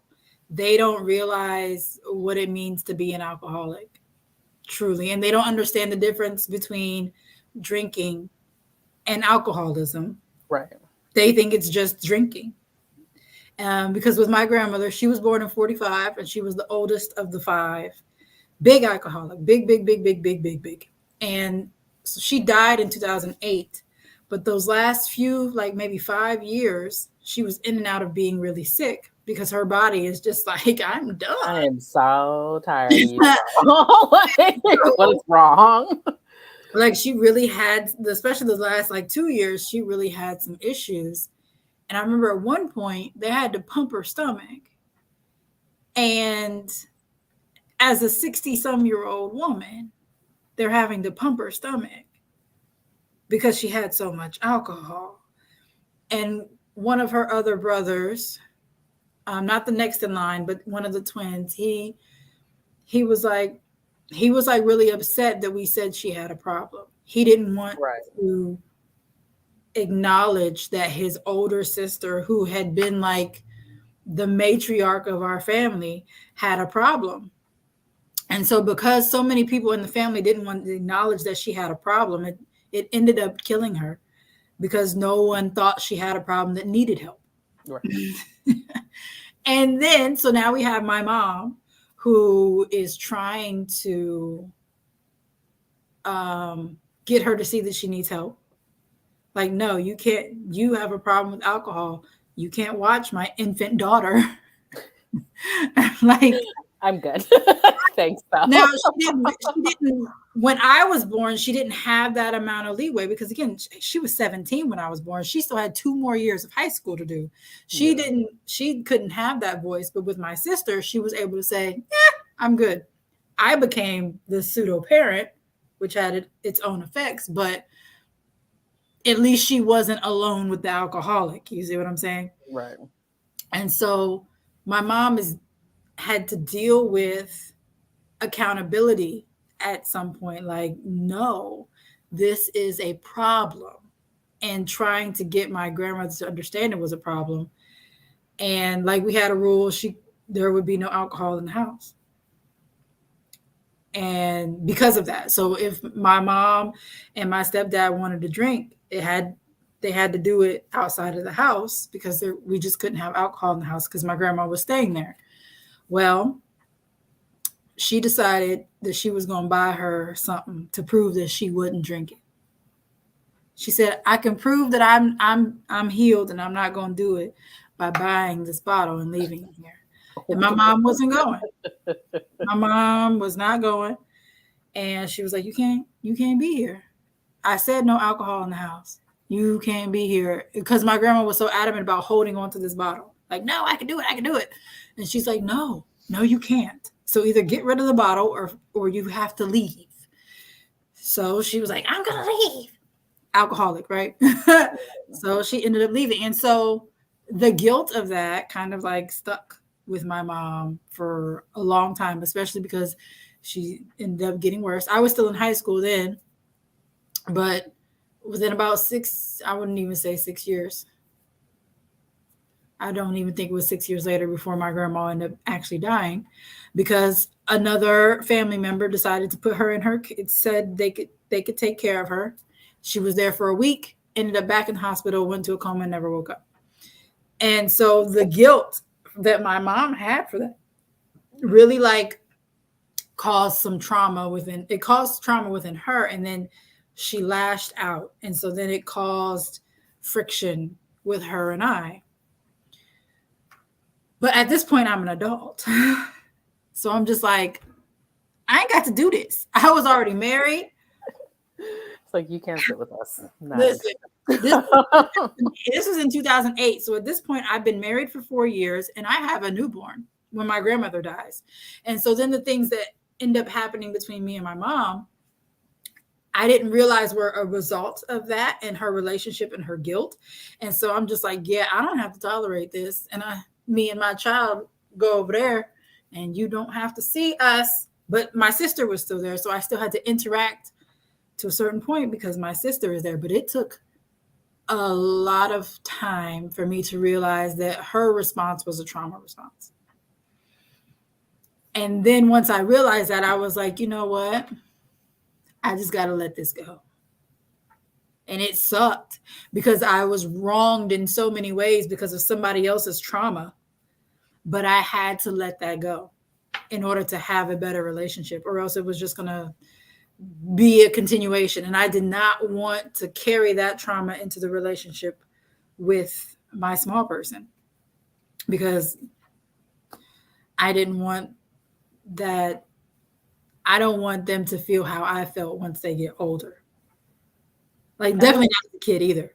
But and once, there's so many ways to get to that point when it comes to forgiveness, because I think a lot of people are like, well, if I forgive them, then that justifies their behavior. Or if I forgive them, then that means I have to let them back in my life. If you have cut someone off, your parent or sibling or whoever who is not healthy for you to be around, forgiving them does not require reconciliation. mhm. Just remember that. It just means you are freeing yourself from the pain that holding on to these things brings to you. Because most Mhm. people who have done you wrong in some kind of way or traumatized you in some kind of way, they either have no recollection about it, or even if they do, they're not particularly invested in it the way that you are. No. So do yourself a favor, go to therapy, go to Al-Anon if you had parents or anybody in your family that has addictions, Narcanon, those are the kinds of supports that are out there to help with forgiveness, because it's hard to not personalize it as like I did something wrong, or like why should I be the one to forgive when they aren't sorry for what they did. Like forgiveness can get And into murky waters, you know. oh, that takes a lot of personal. That takes a lot of personal work. As someone who's living it, it takes so much like interpersonal work all the time. And Ia said that I have to let this go because it's affecting our whole bloodline. Like that's why it's blocking our whole bloodline, because we can't forgive our mothers. Basically, it's not anything in my father's line, and it's not even the men. There's some fucked up men in there, but it's the maternal bloodline, like the trauma that my mom had to go through. Although she didn't inflict the exact same trauma on me, her responses to that trauma leaked into her ability to parent. And child, she was not a horrible mother. She was not a horrible parent. She was not Right. a horrible mother. But there are a lot of things that could have, should have been different, and they just weren't. And I had to get to the point where I could say, but they just weren't. Instead of, it could have been this, it should have been this. I had to let that could have and should have part go and said, that's not how it was. This is what happened. This is how I feel about it.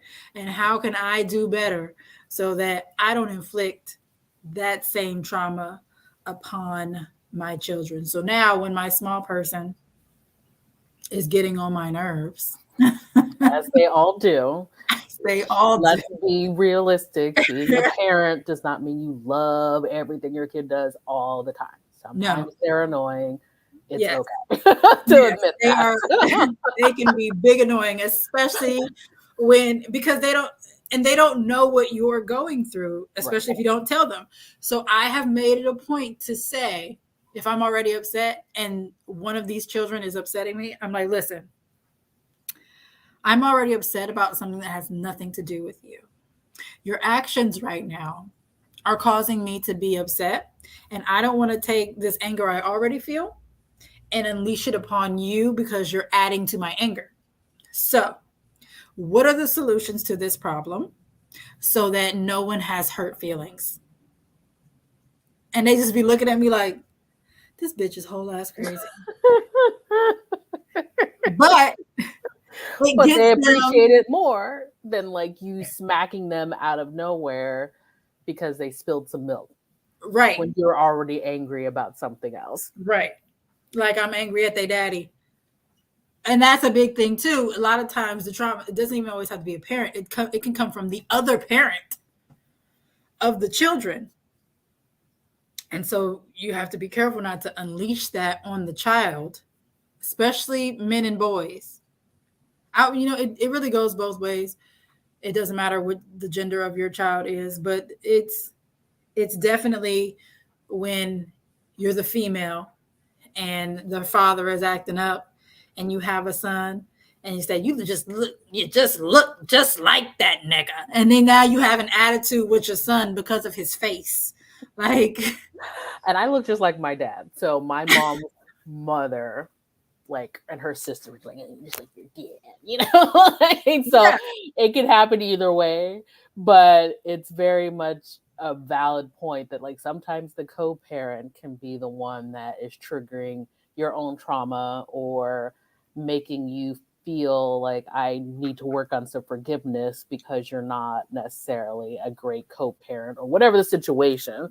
Mm-hmm. Like this is all relative to the idea of like how do you forgive your own parents, how do you forgive yourself in the moment if you yelled when you didn't, you're trying to do conscious parenting and not yelling, and like when you have like forgiveness is a big theme.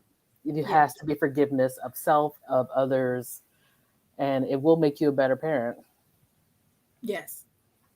And I almost said something, and I know it's for a fact in my notes for next week, so I'm not gonna say it. Because when you said that, I'm like, oh, like it's like tip of my tongue, and I'm like, Wait, there's more. snap, maybe something for next week. I don't want to yell. I don't want to yell. There's like 9 people. You see how many people done dropped off because I started going on a tangent. I'm telling you. But yes, forgiveness. Forgive your parents, even if they will never acknowledge how they hurt you, even if they will never apologize, even if they have passed away and can't acknowledge that, because that's a big one too, especially when they pass away, because now you feel like you don't have closure. You feel like you can't be validated because they're dead. And so, but luckily, how we live our lives, go to that altar and cuss them the fuck out if you have to. Like, listen, Get off my altar. Oh you don't gotta take them off the altar. my. You could be like, listen, this is the trauma you caused me. This is how I was hurt by your actions.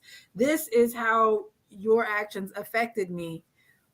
And it's causing me to make bad decisions. So even though you were a shitty parent, if that's truly how you feel, and you got to say it that way, say it that way.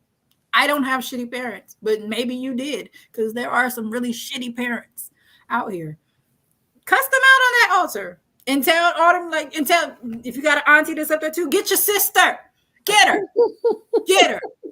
She fucked me up. But cuss them out and release it. Don't keep bringing it up. Don't keep holding on to it.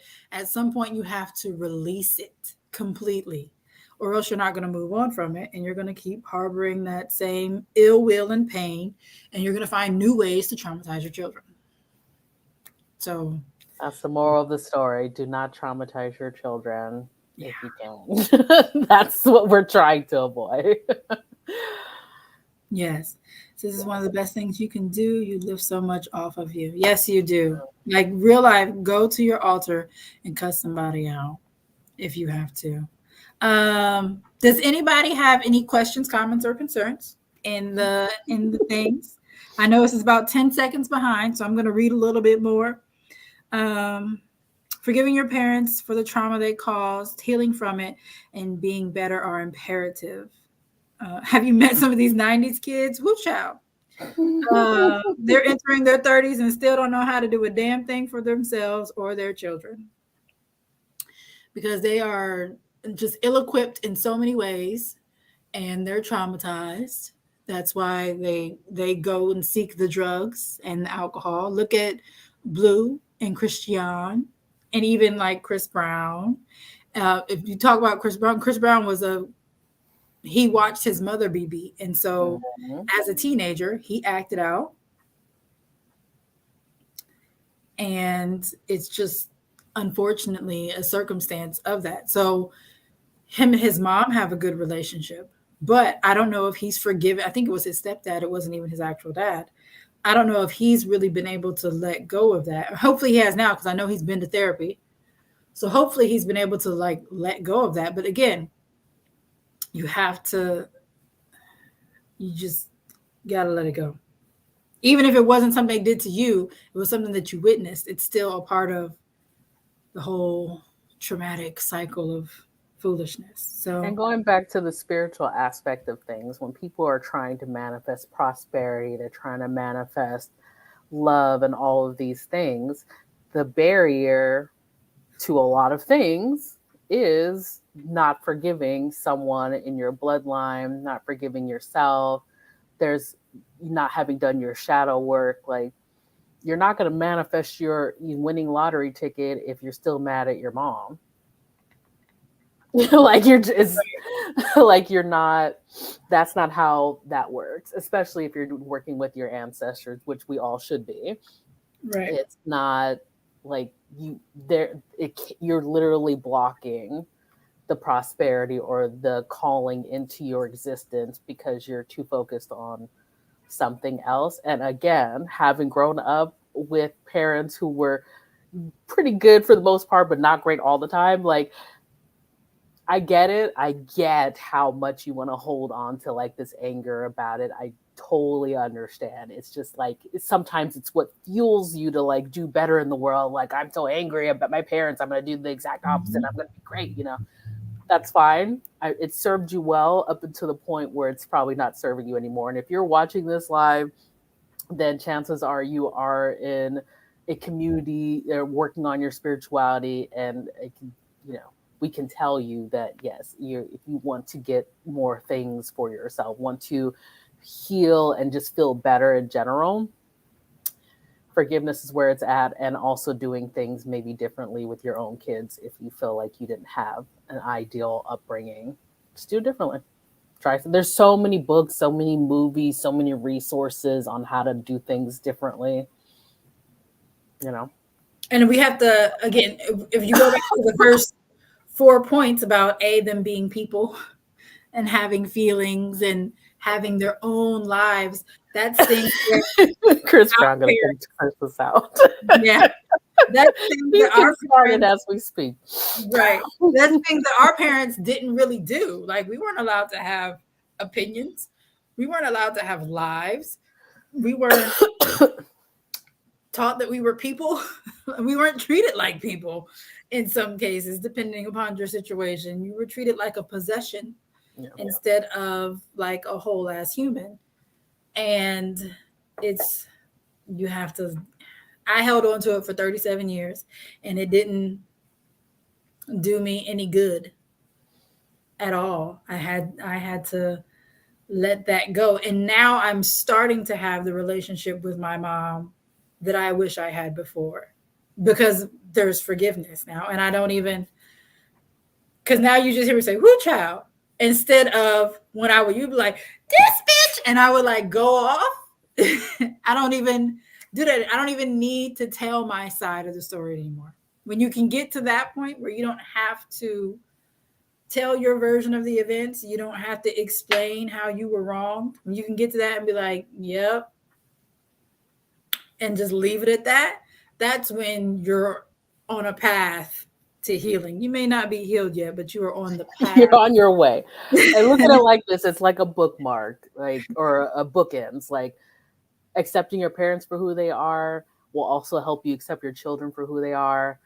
You'll get some self acceptance. Like everybody wins when Mhm. we kind of just take people at face value. Like, you know, my mom is, she's all kinds of interesting. My dad too. Like, it's just, they're fun people, but they're just like, you guys are interesting in some of the things, like the way they think. But it's like, if I think back to who raised them, how, what generation they were raised in, what resources they didn't have available, how, you know, it wasn't a big thing to like use alcohol or drugs in that generation. Like if you just consider all the variables, you can't even be mad. Like realistically, it's just like I probably would have been the same way if I was the parent in that generation, you know, like just set yourself up so when you come back as an ancestor, like down the line, the line's been healed for generations, so it's smooth sailing. Right. Like look at it like that. We're investing in your Progression. reincarnated life. Progression. Try to be a parent that your kids will actually put on your altar. Right.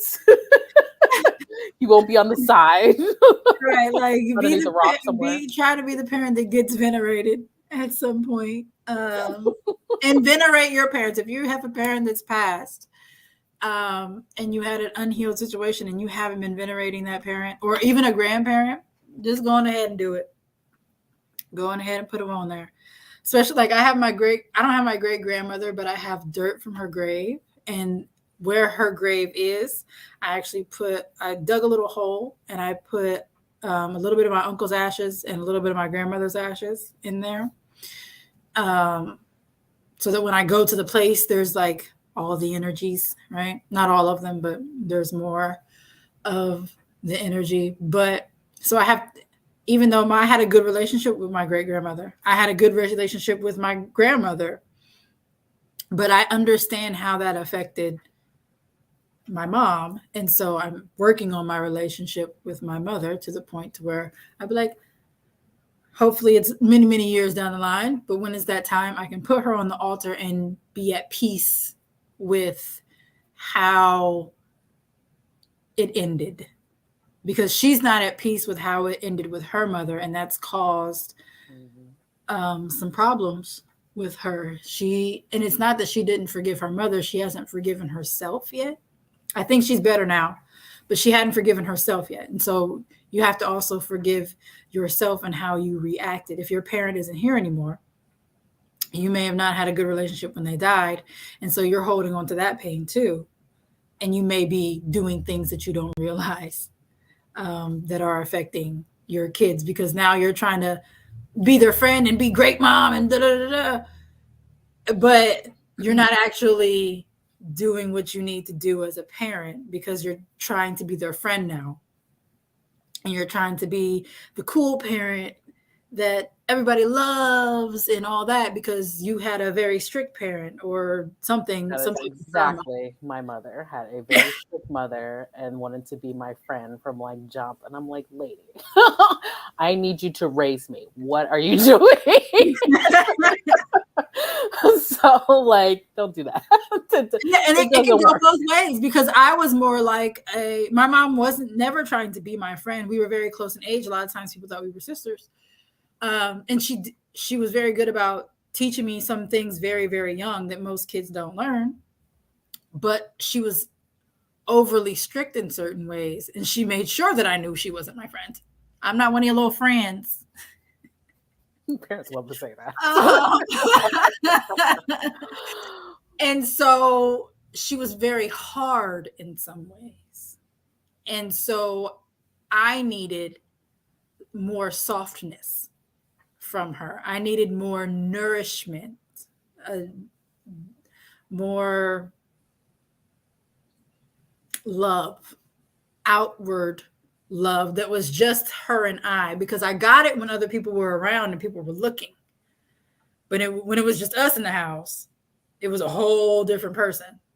And so that created a lot of things, which is why I was always trying to do stuff and be seen, because I can get attention. Once I'm getting attention and people are looking, you'll love me. But as if we're just at home and I'm just being normal, you want nothing to do with that. Right. And so that was a whole thing, and that was my perception. Now her and I have had this conversation, and she says that's not what she was doing. And I said, but this is how it looked, and this is how I felt about it. And so I be all up in my kids' face too. I be talking about how they in my how I'm in their face, they're in my face, but I be all up in their face too. I'll be like, hug me, come here, let me hug you, let me love on you, and they're like, get away from me. My son doesn't. He takes it, but my small person, they just be So like that's a good like segue into the idea of like, do you actually ask your kids what they need? Because sometimes that can really help set you on a different track. Like, what do you need mommy to do more of or less of? That kind of thing. Because it goes back to the idea of them being little people who have wants and needs and desires and want to know what, like, have their own opinions about things. So, every now and then do a check in with your child. Be like, what do you need me to do differently? What do you like about the things that I do? Almost let them give you a review. right. Parenting review. IEP, IEP, a parent child IE. You know what? I think I'm gonna make one of them up. I have a one of my best friends. Um she's basically, I don't want to say the IEP teacher. That is not what she does. But all the kids who have IEPs, they come to her. And at one point, at one of the schools, she was like the head of that department, like trying to manage all the kids, because there's a lot of kids, especially in the district where I'm at, where it's something crazy, like over 50% of the kids in the district where I live have IEPs. That is a lot. Most people need IEPs, but that's mainly because there's more discoveries about learning disabilities or more acknowledgement, I should say. Right. Acknowledgement, yes. So I think I'm gonna make one. I'm gonna have her send me a copy of like what the general guideline is, so that I can kind of like alter it how I want to for my kids, because I do have that conversation with like my boyfriend. Like when stuff is going on, I'm like, he tells me a situation. I'm like, okay, so what do you need from me? Like, do we need to discuss this? Do you want solutions from me, or do you want me to just listen? And so we have to get better at doing that with our kids too. It's something we need to do with our kids and our partners. Just check-ins. Like what do you need from me? And actually, I'm definitely gonna do that because my son's grades, he's tripping. He's There you tripping. go. We gotta do a check-in. Check in So with yourself too. Be like, how am I feeling about my parenting? Like, am I doing things the way I want to? Have yeah, I gone off the rails? Is my mental health not where it needs to be right now?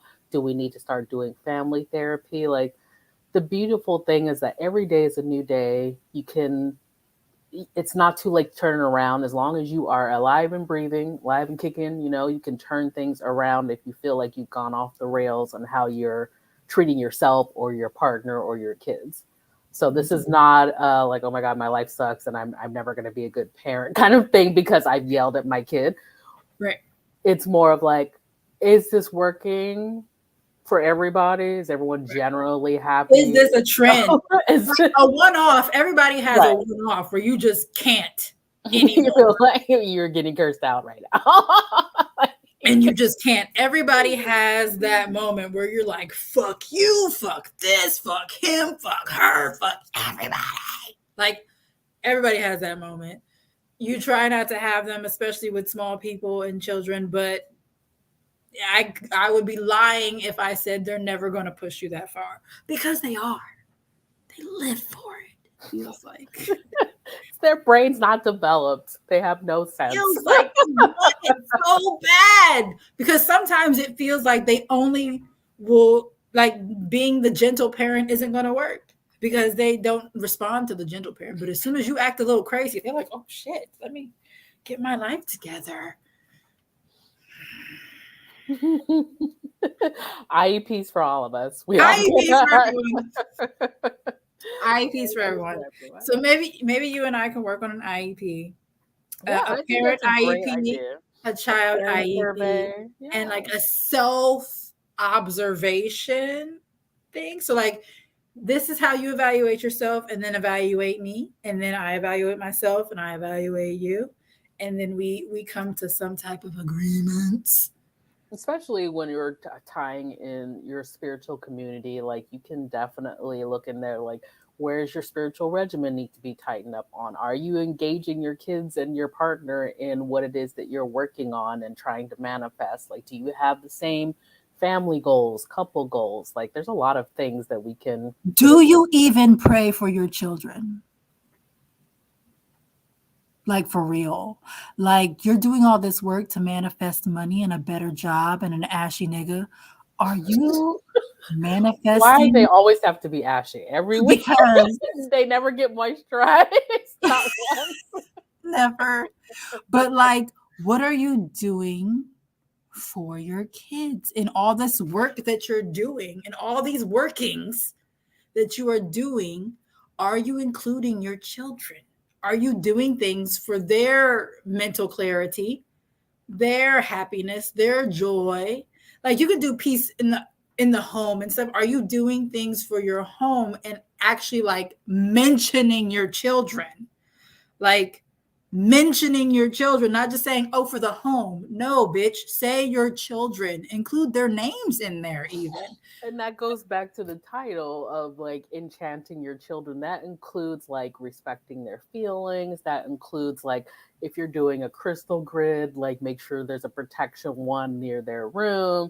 This includes all kinds of like spiritual and non-spiritual type of avenues. It needs Yeah, to be all encompassing. it does. And I didn't, I purposely left spiritual stuff out of this conversation because this is a blanket conversation that we all need to be, Right. we all need to be doing this. Spiritual, Forgiveness is universal. this is universal. You could be Christian, you could be Jewish, you could be nothing, you could just be out here living, whatever. Fix your relationship with your children first. Let's start And there. your But parents. yes, and fix the relationship with your parents. You need both of those things to work together. And Fix your relationship with your partner. Everything, every relationship around you has to be thriving equally. And when there's one that isn't, you have to work on that because the one that isn't is going to negatively impact all the rest of them. That includes friendships too. That includes friendships. And if you got a friend that's a let them go. Let them go. Like Think about energy exchanges. Are you getting as much out of interactions with this person as you are putting in? exactly. Partner, friend, job. Like The it's all only about time making your life as the only time peaceful this as doesn't apply is to your children. The only time you cannot apply that is with children because they're a fucking child. Like, and they are energy black holes, so you're never gonna get you're reciprocation. never going to get a It's never gonna be balanced. reciprocation from them because they are your child. You have to You are remember they did not pouring into choose to them. be here. They Exactly. didn't choose to be here. They You're remember. pouring into them. You're not expecting reciprocation. Yes, reciprocity with your children as well. And I almost did it again. I almost said something from next week. Um, but yeah, just do better for them babies. Actually pray for your kids. Like in my prayer, they all start in the same and end the same. And at the end, I always include their prosperity separate from me, their own individual little blurb in there. Sometimes I have a whole prayer about them. Most of my prayers are just general. I don't usually just tailor it to one topic because there's always so much going on. I need to cover all the All bases. the bases. But the beginning of the prayer always talks about the prosperity of the bloodline, and the end of the prayer always talks about the well-being of my children. Sometimes I mention their names when I like change it and be very specific, and sometimes I do not. I mention my future children. I pray for my future children. I pray for my boyfriend's children. Like I do all the things.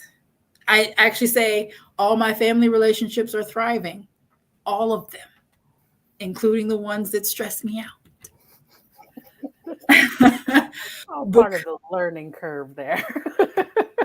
and you know what? As soon as I added that to my prayer, that's when my mother and I started to have a better relationship. So it works. It, as Omojole says, it works if you work it. Right. You have to add those little things, even if it's subconsciously in there. You have to add little things about your parents, about your kids, to create an energy in that relationship, even if it doesn't currently exist. You're adding to that energy within that relationship, and you are enchanting that relationship, even though you're not, doing some herbs and praying over a candle. Just prayers in general are definitely helpful. The universe will still hear it, even if your children don't. Make sure your children know you love them, obviously, but say I love you to your kids. There we go. There's one. Say I love you to your kids every day. When I drop my kids off for school, I say, have a good day, be a good listener, love your face. Every day. My son has been, he's 15. He's been hearing this for 10 years. Every day when I drop him off, I dropped him off yesterday and he still heard those exact same words because that's my way of trying to make sure, even if I'm mad, like even if they're doing some dumb shit in the back seat, because that small person be angry in the morning, I still say, love you, have a good day, be a good listener.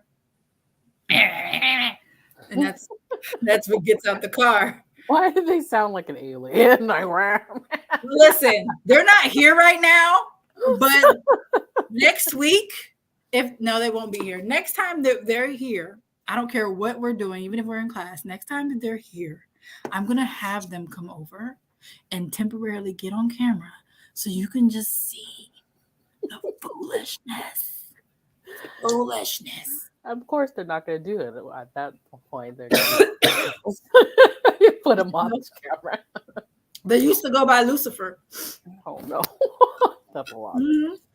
Yep. Used to call him Lucifer because I'm like, damn, devil, devil child, devil. And then we just started saying Lucifer. And then one time they said it to my mom and she didn't understand the joke. And she was like, I'm like, mom, Poor mom, moms. mom, mom, mom, chill, chill, chill, chill, chill, chill on us, chill on us. It's a joke. It's just a running joke because she, at the time, she's psychotic. That's all. That's all. That's all it is. It's just a joke. She didn't get it. She wasn't happy. She wasn't happy.